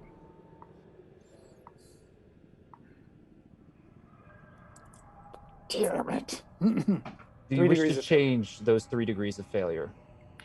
I do not. I have Okay. 1 competency point, and I'm going to hold on to that for now. Okay, roll sense motive with 3 dice of difficulty. Got it. 3. And... oh, no. That is a catastrophic failure. Mm. You've rolled 114. Sure did. And that is 5 degrees of failure. How do you misread this situation so badly that Right. you are going to do something dangerous? I'm going to do something really bad, I think. I'm looking at what's happening in front of me, and what I perceive is chaos. And the headlights are blinding me, and I sense something coming towards me on my left, and I attack it. I take my spear and I hit it, not with the pointed end, but I strike it across with the blunt side. So you're attacking, that'll be bludgeoning damage. I need you to roll your melee attack, please. Okay. Whew.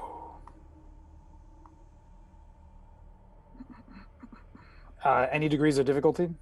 None. Let me fix that. Be Okay. sure to roll your red damage dice as well. Oh, yes. So that I include that up here. Mm-hmm. And I believe it's 1. Mm-hmm. Okay, blunt, correct? Mm-hmm.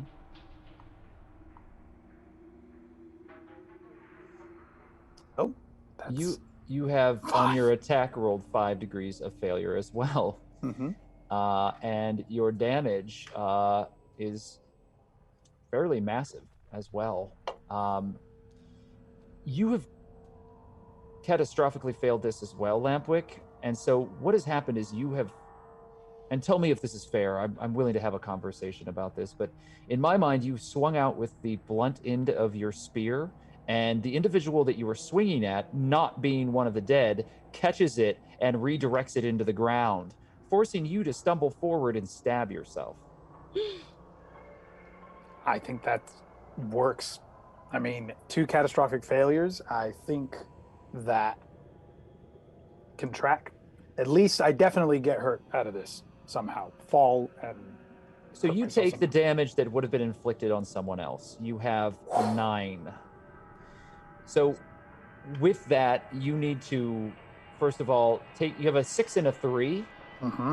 So a 6 is an exploding die, which is why it doubled. So it counts as a 5 and a 3, which means you have 8 total.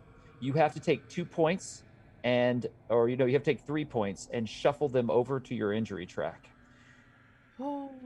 This is a piercing wound, which means that you immediately have 1 less on your damage threshold now, because you have pierced yourself in the side with your own spear. Attempting to attack Sanderson, who is the leader and military-trained individual for this community, and has immediately thrown your attack off, and you don't get the sense that Sanderson intended for you to be stabbed, but it doesn't seem like he's that upset about it.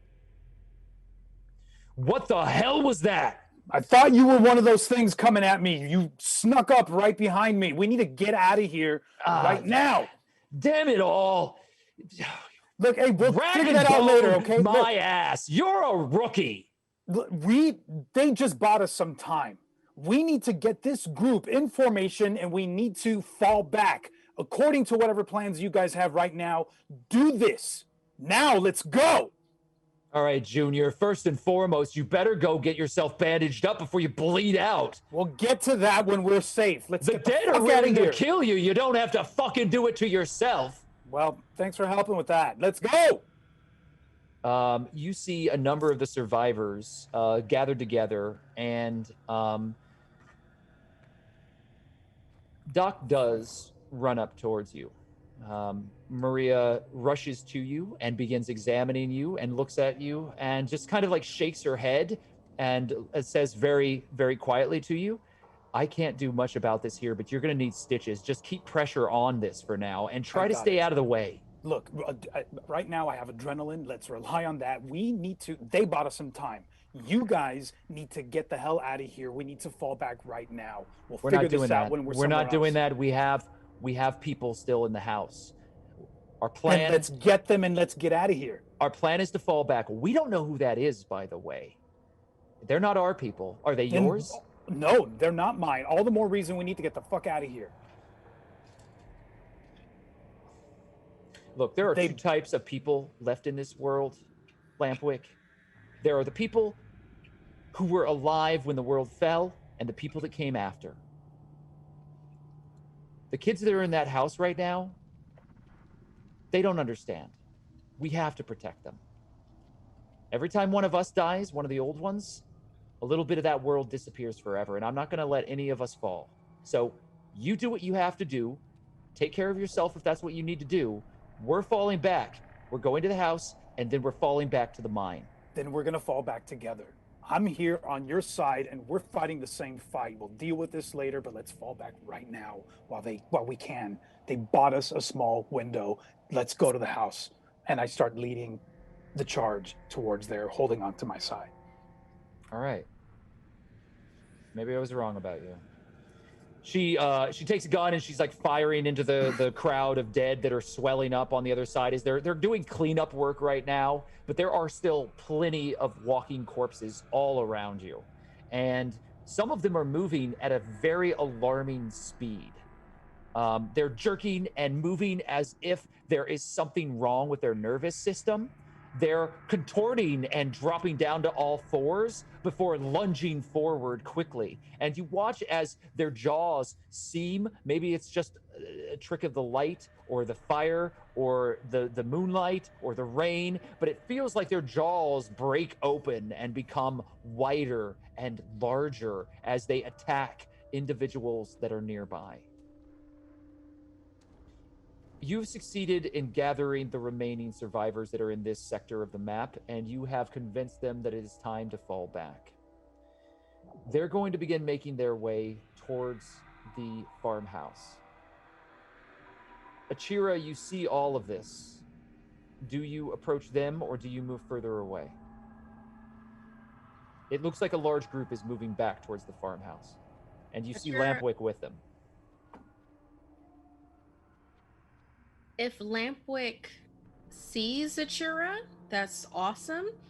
But Achira is not moving towards this large group of people. She will be falling back. Directly behind you is the broken barn and the grain silo, and there is also the open field. However, there are still sporadic dead within that space and a number of points where gunfire flies across it. It is a dangerous space as well. You'll have to make a choice when we come back to you, Achira. But I want to go to Juniper because we have left her inside of the walls of that farmhouse far too long. The two young children, the redheaded twins, known as Kit and Crash, have led you to a doorway that is locked. All They right. look back. Okay. You have a secret way into this little door? The one that you think is Kit turns and moves over to a painting and reaches underneath the frame and pulls out a key, and then walks over to the door and opens it, looking back to you as the door creaks open and you see a set of stairs leading downward. The generator has stopped functioning. Any electric lights or the VCR that was in the other room have stopped. And all that remains is a flicker of oil light from a series of lanterns that are hung within this house. There are candles nearby. Do you wish to create some light, Juniper? Yes, I think I would grab one of the already lit oil lamps. Okay, so you grab one of the oil lamps, and the two kids both grab a number of candles, and they kind of like shove them into pockets, and they have a set of matches, and they kind of look around, and they motion for you to follow after as they begin descending the steps into what is the basement of this very old house. When we leave, I try to lock the door behind me. Okay, you close the door, and it does lock behind you. And the kids still have the keys, so you should be secure and safe here. All right, kids. Sorry I was so yelly before, because you seem like you really got this handled. You said this... Why are we shushing? Why are we shushing? This is where the doctor works. We have to be quiet. There are people down here. Why can't we be down here too? We're not supposed to come down here. Okay, listen, here's the not very well thought out plan. If we see anybody, y'all just get like behind me or like under my big cape jacket situation, and kind of we do the walk together thing, like we're all one person. Okay. I think it's a great plan that is gonna work. Yeah, we should do that. Okay. That's okay. So stay close and let's avoid people. Your name is Juniper. Yeah. Juniper, will you hold my hand? Yeah. Let's hold hands. Stay close. Let's do this. And the kids latch onto your sides. They are very nervous, it seems, and they don't like being down here, you can tell. You start walking down, and each step is a creak of a board as these old cellar steps groan with your weight. As the three of you descend down into the darkness, the flicker of the lantern washes across stone walls and a dirt floor. Then you see a series of rooms that have been constructed down here. There is a smell that is acidic and difficult to put your finger on. You don't recognize it. It's not like something you've ever smelled before. The first thing that you see are a number of barrels that seem to be made of some sort of sturdy plastic. There are labels across them, and there are shelves of other bottles, and there are machines that are distilling liquids that are strewn out across large tables. It is very crude, but seems to be an operating lab of some sort. Wow, a lot of stuff down here. You all seem to have this. Okay, Seemed like you have this handled. So let's. How far is it from the exit? It's over here. It's past.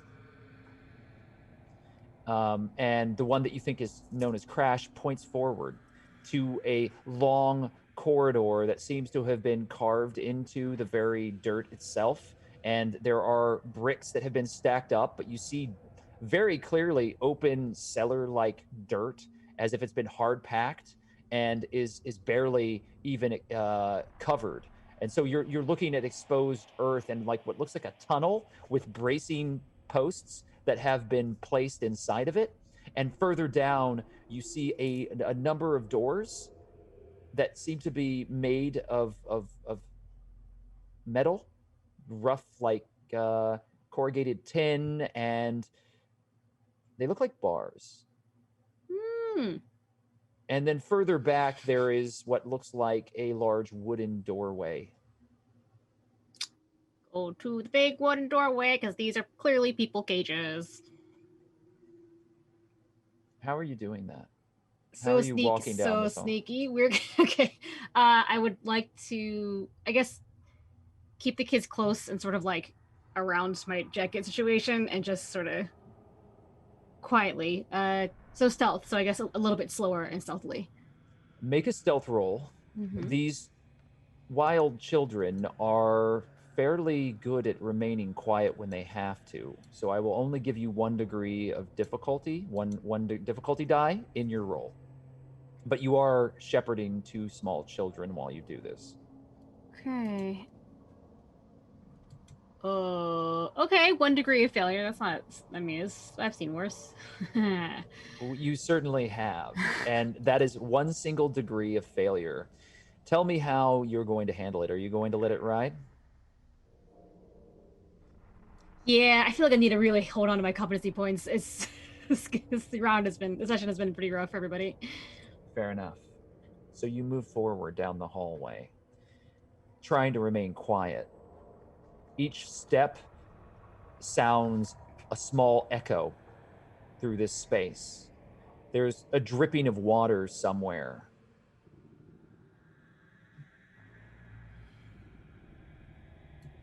And then Kit's shoulder brushes against the metal of one of the doors and catches on it. There's a small clatter as one of the steel panels rattles in its housing within the threshold of the door. Help! Help! Who's there? Help! Help me! Help! I make the shushing movement, and I look at the kids and point at them. They look terrified. It's fine. It's just like a weird old person. We don't need to worry. We never need to worry about the crazy old people, okay? Just keep that up here. Let's go. Okay. Help me! Help me! And a hand reaches out through the barred door and starts grasping at air. Make a dodge, please. Old people trying to kill me. Okay. What am I thinking of? Oh, do I still have a difficulty dice here? You do not have a difficulty die to dodge, no. Okay. Sorry, let me remove that guy.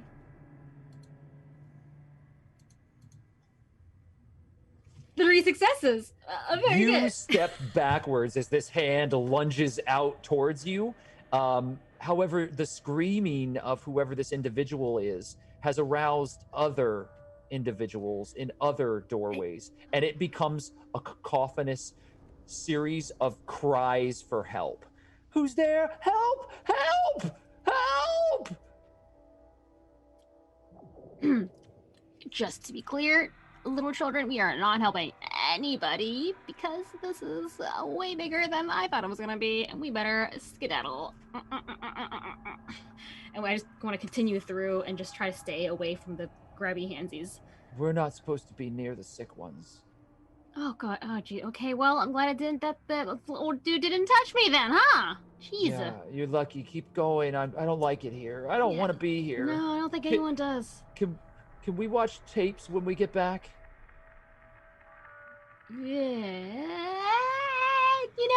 Let's just put that on the list. We'll make a list. The three of you continue down this corridor to the wooden door, and there is another large lock upon it. Anything for this, kids? We don't have the key for this one. Oh my god. We'd have to steal Sunny's keys, and we don't have them. But you're smart and you open doors. Do it. Yeah, I have hands. That's yeah, I'm gonna do this. I have to try to unlock this door with my broken key set. So you said I have a 3 like degrees extra or 3 degrees dice of difficulty as you're using broken and makeshift tools to try to do this. Hold on, before we do this, could I maybe spend my survival points to find the key? Like in a how that works? I'm happy to negotiate your survival points. I can't give you a key for less than 100 survival. Okay. I mean, I feel like I'm not. If I don't live, it's not really worth keeping them safe. So I will use. You know what I'm saying? Like let's use the 100 survival points. Like I don't need anything else. I'm good. All right, fair enough. For 100 survival points, I'm going to make this somewhat easier for you. Crash stops for a moment. Wait a minute, no. It's back there. We got to go past the sick ones, but I think I have an idea. Why'd you tell me this idea before we went past the grabby hands? And the people didn't think about it. I thought you could open the door, lady. I know. I don't have magic powers. I'm just a weird lady. Okay. Let's do this thing. Let's do your thing. I'm sorry. I'm being difficult. Let's go. The three of you move yourselves back down the corridor as hands continue to reach out and grab at you. You notice now that they're covered in boils and open weeping wounds. Help, please, they're trying to kill us. Who are you? You can't keep us here. Don't say anything. Just go. You move back into the main space. That's a laboratory.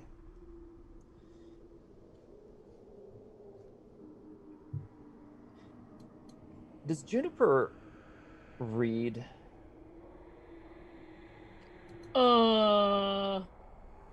Probably not, like, for real, though. I don't think I can read at all. Like, maybe, like, a little bit, but not, like, my name. Yeah, but it's just like, so there are a lot of barrels with very complicated words on them, and you're moving through them. And they're all sealed and closed, but there's a lot of very strange-looking things in bottles and containers that are strewn out through here. There's also a small series of specimens that are under glass with what look like there's a battery attached and there's like a little heat lamp on top of it. And inside of it, you see a bat that's hanging upside down, and it kind of stretches out its wings and it makes a shrieking noise for a moment as you pass by it. The kids lead you over to a series of desks, and the one known as Crash grabs onto a screwdriver and wedges it into one of the drawers and pries it open and starts digging through it, producing a ring of keys. Here, now we can go. Oh, well, that was, like, way easier than anything I've done, like, literally all day, all week. Okay, let's go. And again, shush, keep down, away from the hands and the, yeah. Yeah, we're not supposed to be near the sick ones. Yeah, we're definitely not. That's some good advice someone gave you. Also, we aren't supposed to be down here at all. That part's fine. It's fine. The three of you start moving back to the doorway.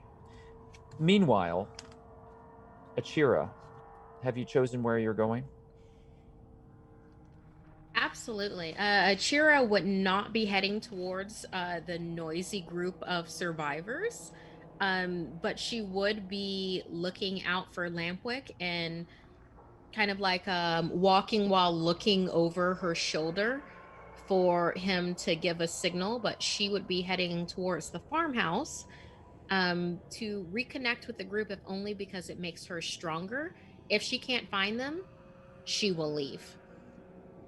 Which route are you going to the farmhouse?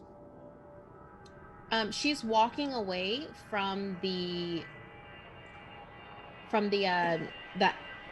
out. I don't want to say outhouse, from the holding pen. And she's heading towards the farmhouse. She knows where she last saw Abigail, so she would be heading towards the nearest entrance to then get to the other side of the farmhouse. Your best bet is going to be then, Achira, to be moving down this direction and around it. However, as you begin moving that direction, I want you to make a spot listen check. The other door is on the other side here, but that's not where you last saw Abigail. Abigail was over here on top of the roof. Indeed. Okay. So you would be moving this way. Make a spot listen as you start to work your way along the side of the building. I assume you're being careful. Oh, that's where she lives. Yeah. It's always careful, and it's always looking over her shoulder. In this particular point, it's looking over her shoulder to see if Lampwick is on his way back to then like reconnect in that way. Would she have her recon gear at this point, since I spent I will allow it, and I will allow the bonus for you to try to be carefully moving forward, scouting out the space in front of you. And if I can say one thing, Knox, while I definitely would, while moving with a group, I would definitely be looking out and trying to find Achira as well, since we briefly separated with the plan to get back together. You're going to need to make a spot listen, and I need Achira's stealth roll. And if you beat Achira's stealth roll, you will see her. Otherwise, you will not. Copy. I am sorry, Achira. Your spot listen is a failure. It is 3 degrees of failure. It is bad. It's not catastrophic, but it will be a problem. Is there anything that you wish to do? I think because Achira is not going along with her usual mindset of being a loner, is why with her like trying to look over her shoulder and trying to reconnect as opposed to just immediately going into stealth and getting to her viewpoint is why she has those 3 degrees of failure. So I'm going to have her take those. Do you want me to do a stealth for anything? I do want you to make a stealth roll as well. Simply because I need to compare it to Lampwick's ability to see you. Of course, others might be trying to find you as well. Yeah. Lampwick, you do see Achira, and it's not a horrible failure. You're still being quiet. You're just not, this isn't your best work. Yeah. Lampwick, She's super looking out for herself. right. And so since you're not doing that, you're doubting yourself, and because you're doubting yourself, that means you're making small mistakes. Lampwick, you do see Achira across the side of the building. She starts working her way towards the back, not the front. I just call to her and I say, this way, we're falling back together. Stick with me. All right. So as you're halfway down the side of the building, you hear Lampwick call out to you. That makes her change direction, and where she would normally go towards the back, then she goes towards the front, which she's paying more attention to Lampwick, and even calls back out to him, where it's just like, I thought we agreed, just the doctor, but everyone is now here, right? And if she's not too far away from me, I'm gonna approach you with urgency, and I'm just gonna say, let's get to it. I've got us in their good graces, and we're gonna need to rely on that. So he is bleeding heavily from the side, yeah. Achira. And we don't have much time. I got my hand covering it. What did you do? We'll talk later. I got adrenaline moving right now, and that's all I'm relying on, and that's gonna run out. Can Achira do a quick medic first aid battle? Do you wish to do this in the middle of the field of the dead? Inside the house. You can do it. I won't say no. I'm telling her no, not right now. Inside the house, we gotta go. We gotta stay with them. Yeah, Chira doesn't listen. She's gonna try it right there. All right. Lampwick, make an endurance check first. Also, Achira, go ahead and make your medicine check. Would that be a first aid? Yeah, first aid. I apologize. Okay. You are not a doctor. You do not have advanced medicine. No, but she has some field stuff, so we'll see if that helps out at all. Yeah, you're not able to pull away, and you grimace. Is there anything that you wish to do about this 4 degrees of failure on your first aid? Um. Well, Can I help with the failure since she's doing it on me? Uh-huh. Yeah, As we you can start, discuss like- this. As you start like poking me and I'm trying to tell you to stop, you keep moving in and you kind of like stick your finger in the wound and I like scream in pain. And I start to like turn pale. oh no, oh no. Make a second endurance check with 2 degrees of I'm 2 dice. gonna use 2 competency points to make it not 4 degrees of failure, to make it 2 degrees. Fair enough. Then just make an endurance check. No difficulty dice. Got it. But you're not You going to better want to carry keep me. failing those. I know. Yeah. Fuck. I hate to say it, but that's 3 degrees of failure. This is very difficult for all of you. I just see myself start to like lose my stability and all of a sudden I'm like relying on the Chira. Like I'll my allow that. arms are on you. Okay. That will mitigate most of it.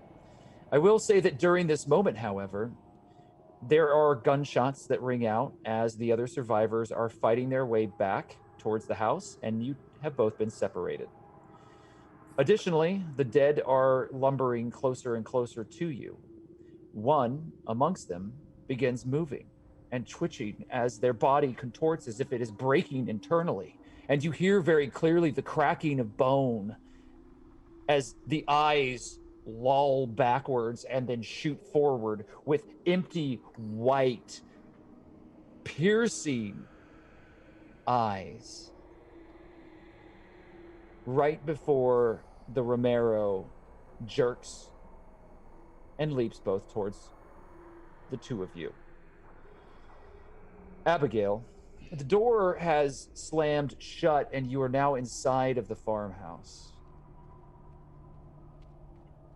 Sunny is quiet now that she is lost.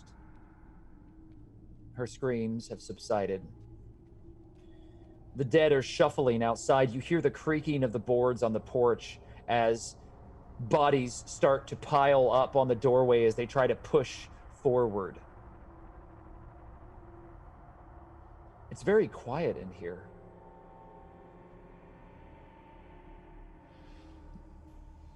Do I see the old lady or Juniper? You don't see anyone.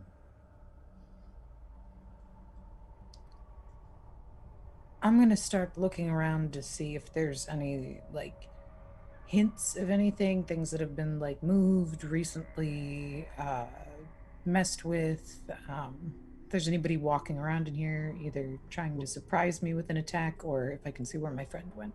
Let's start with a spot listen.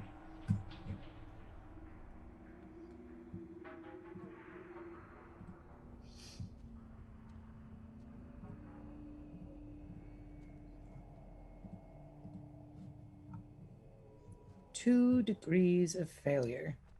All right. Do you have any advanced skills that would allow you to investigate situations such as this that I don't know about? Well, those are expert skills, correct? Yes. I've placed you on the map as well. So if you go to Roll20, you can see exactly in the house where you are. I have 6 in survival. I don't know if that helps at all. I will allow you to make a survival check with 2 degrees of 2 difficulty dice added to it. But your spot listen was a failure. Difficulty survival. 5 degrees of failure. Typically for a search, I would say that this is not going to be drastic. However, the pain that is racking through your shoulder is preventing you from being able to focus, and your vision blurs from time to time as you stumble through the house, knocking over items, making a great deal of noise. An entire console table has spilt over, and old-looking statuary in china shatters and breaks. Anyone who's in the house most likely has just heard you. For that matter, June, above you hear a crashing noise. You know, hey, kids. I probably should ask you this earlier, but how many people are in this house besides you two right now? There's the scary lady, and there's the sick man that came with the scary lady. Yeah, fuck them. We're not. Yeah, Anyone else important? No, it was just us. We were locked up while the rest. Sunny was supposed to take care of the house. She had to go. She'll be back though. Yep. Okay, cool. So let's just keep going. I'm sure everything's fine up there. We should not worry about it. Everyone can take care of themselves. It's not. Yeah. Let's just go through this door. Thank you for finding that key. That was very nice of you. Appreciate you. You start making your way back down the corridor towards the doorway. We'll come back to you. Abigail, you've knocked over this console. You haven't found anything, but you've made a lot of noise. What would you like to do now? You're bleeding. Your shoulder hurts. As I'm rubbing my shoulder and just kind of out of defeat, I go, all right, where are you? I know you're in here. Just come out. Come on, I helped you once. Where are they? Where's Juniper? Make a spot listen, Juniper.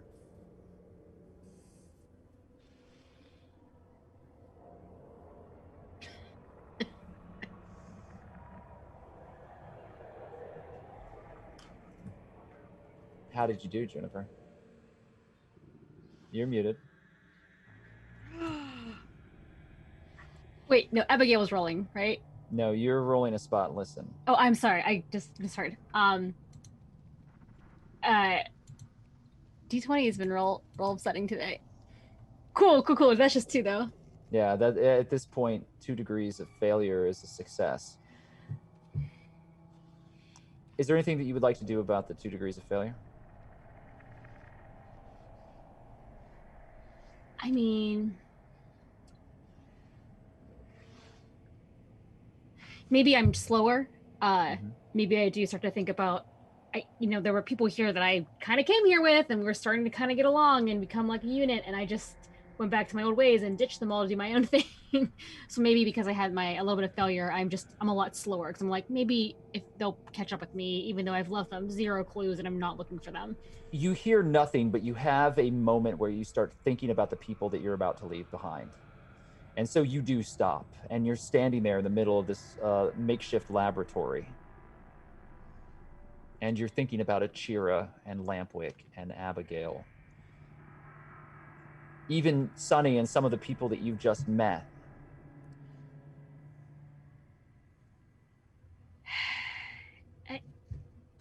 Kids, I don't want to.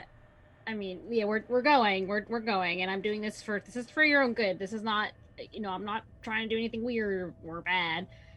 It's just how everything is, and I can't. No one can stop any of the. We should go. We should go. I just ignore the old lady. Let's just go. I'm not yelling. I'm whispering. You do inadvertently yell, and you realize that you're under stress. Make a composure check for me, June. That tracks.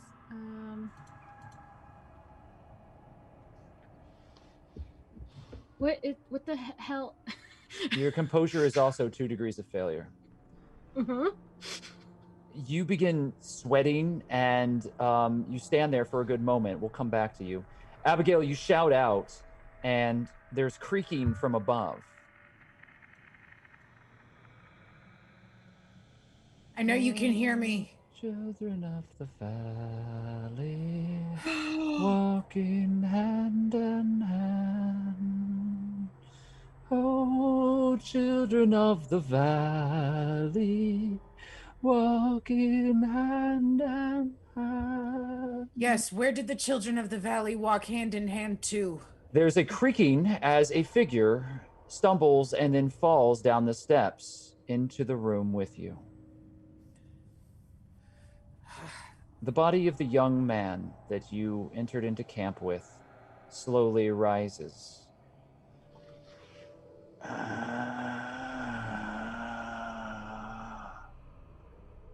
You're fucking insane!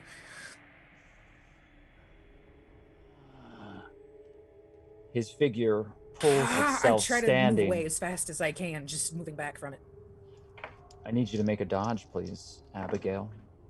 As the young man that was brought into camp is now one of the walking dead and attacking you.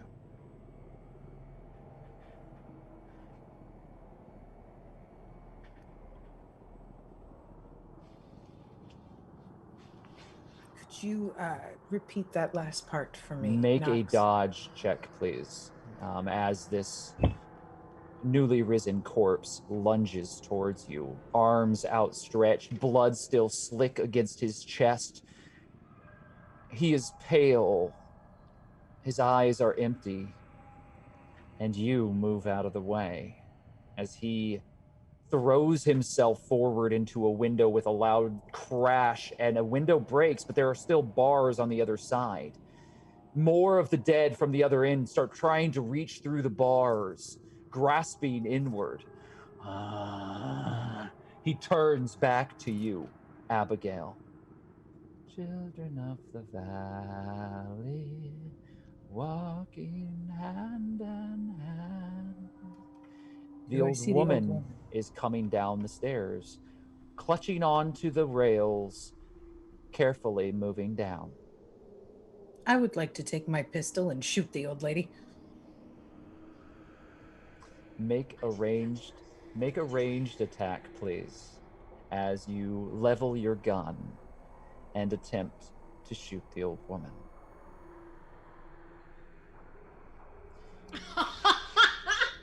That is 102 rolled on the die, which means that you have 5 degrees of failure. Do you have any competency remaining, Abigail? I have none. Children of the valley, walking hand in hand. You pull the trigger, and the gun fires. But you lost sight of the corpse behind you as the hands reach around your shoulder and you feel pain. No! Sorry. As it bites into me, I would like to do a resist pain and try to shoot the old lady one more time. Abigail, you're being pulled down. You feel the bite on your shoulder as the teeth work their way into the flesh, and searing pain works its way up across you.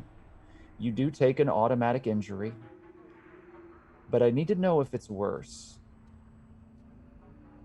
How bad is this? You may still have some time left.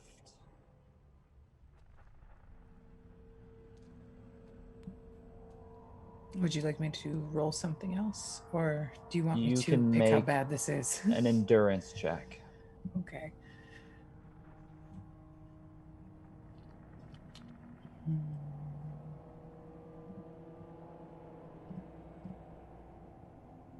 Oh, yeah. No, it's terrible.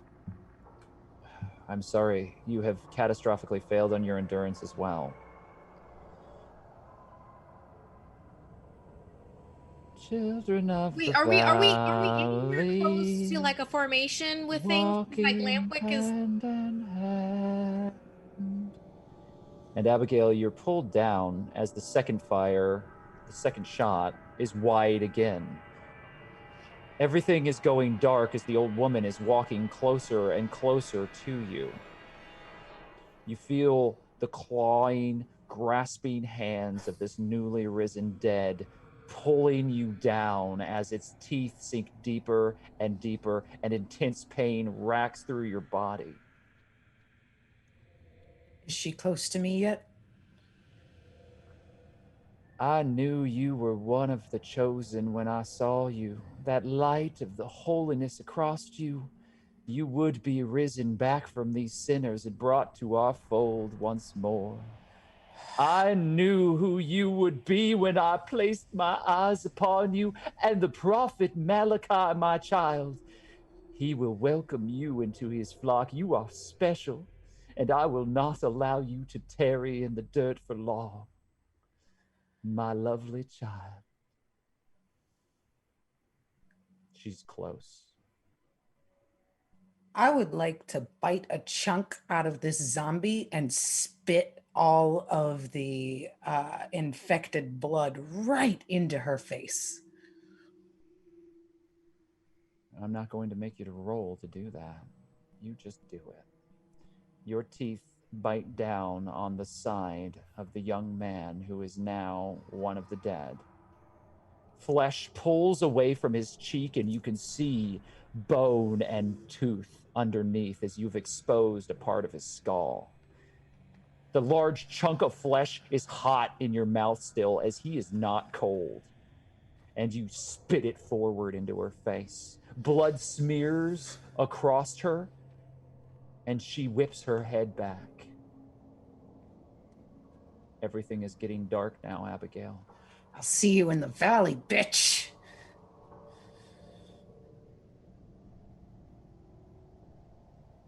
My child, we carry the infernal fire, and we free all with it. The blessing that I have given to you now, it is a gift, and you will thank me in time, for I am the bearer of that plague, and I carry forth his will. You are going darker and darker, Abigail. And then it disappears, and like a warm bath, everything melts, and this farmhouse disappears. And you're a young woman again, sitting on a park bench on a warm summer day.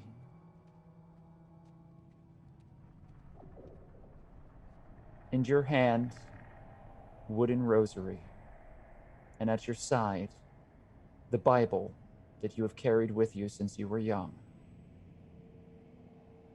As you die, Abigail, you feel faith again. Not hers, but real faith. For so long you have wandered here in the darkness, struggling in this world that has fallen so far. You have felt alone, empty, waiting for some sign from a higher power that he still existed, that there was a reason to believe again.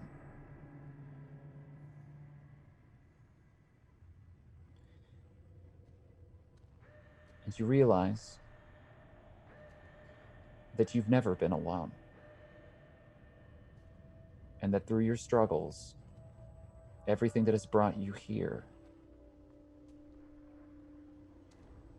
your survival is a testament,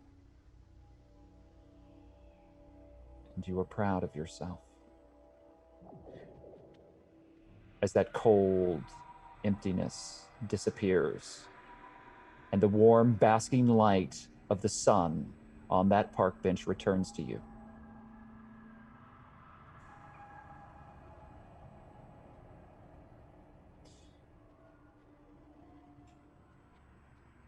that is where we're going to end it tonight.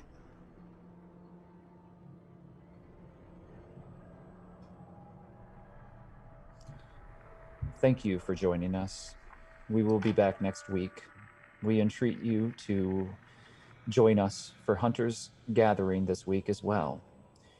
If your goal is to continue to assist the communities that are surviving in these end of days, the best way for you to do it is to gather the resources that you will need so that when you enter into the Foreteller Scry portal next, you will be prepared. You saved lives tonight. Unfortunately, not all lives can be saved. Good night.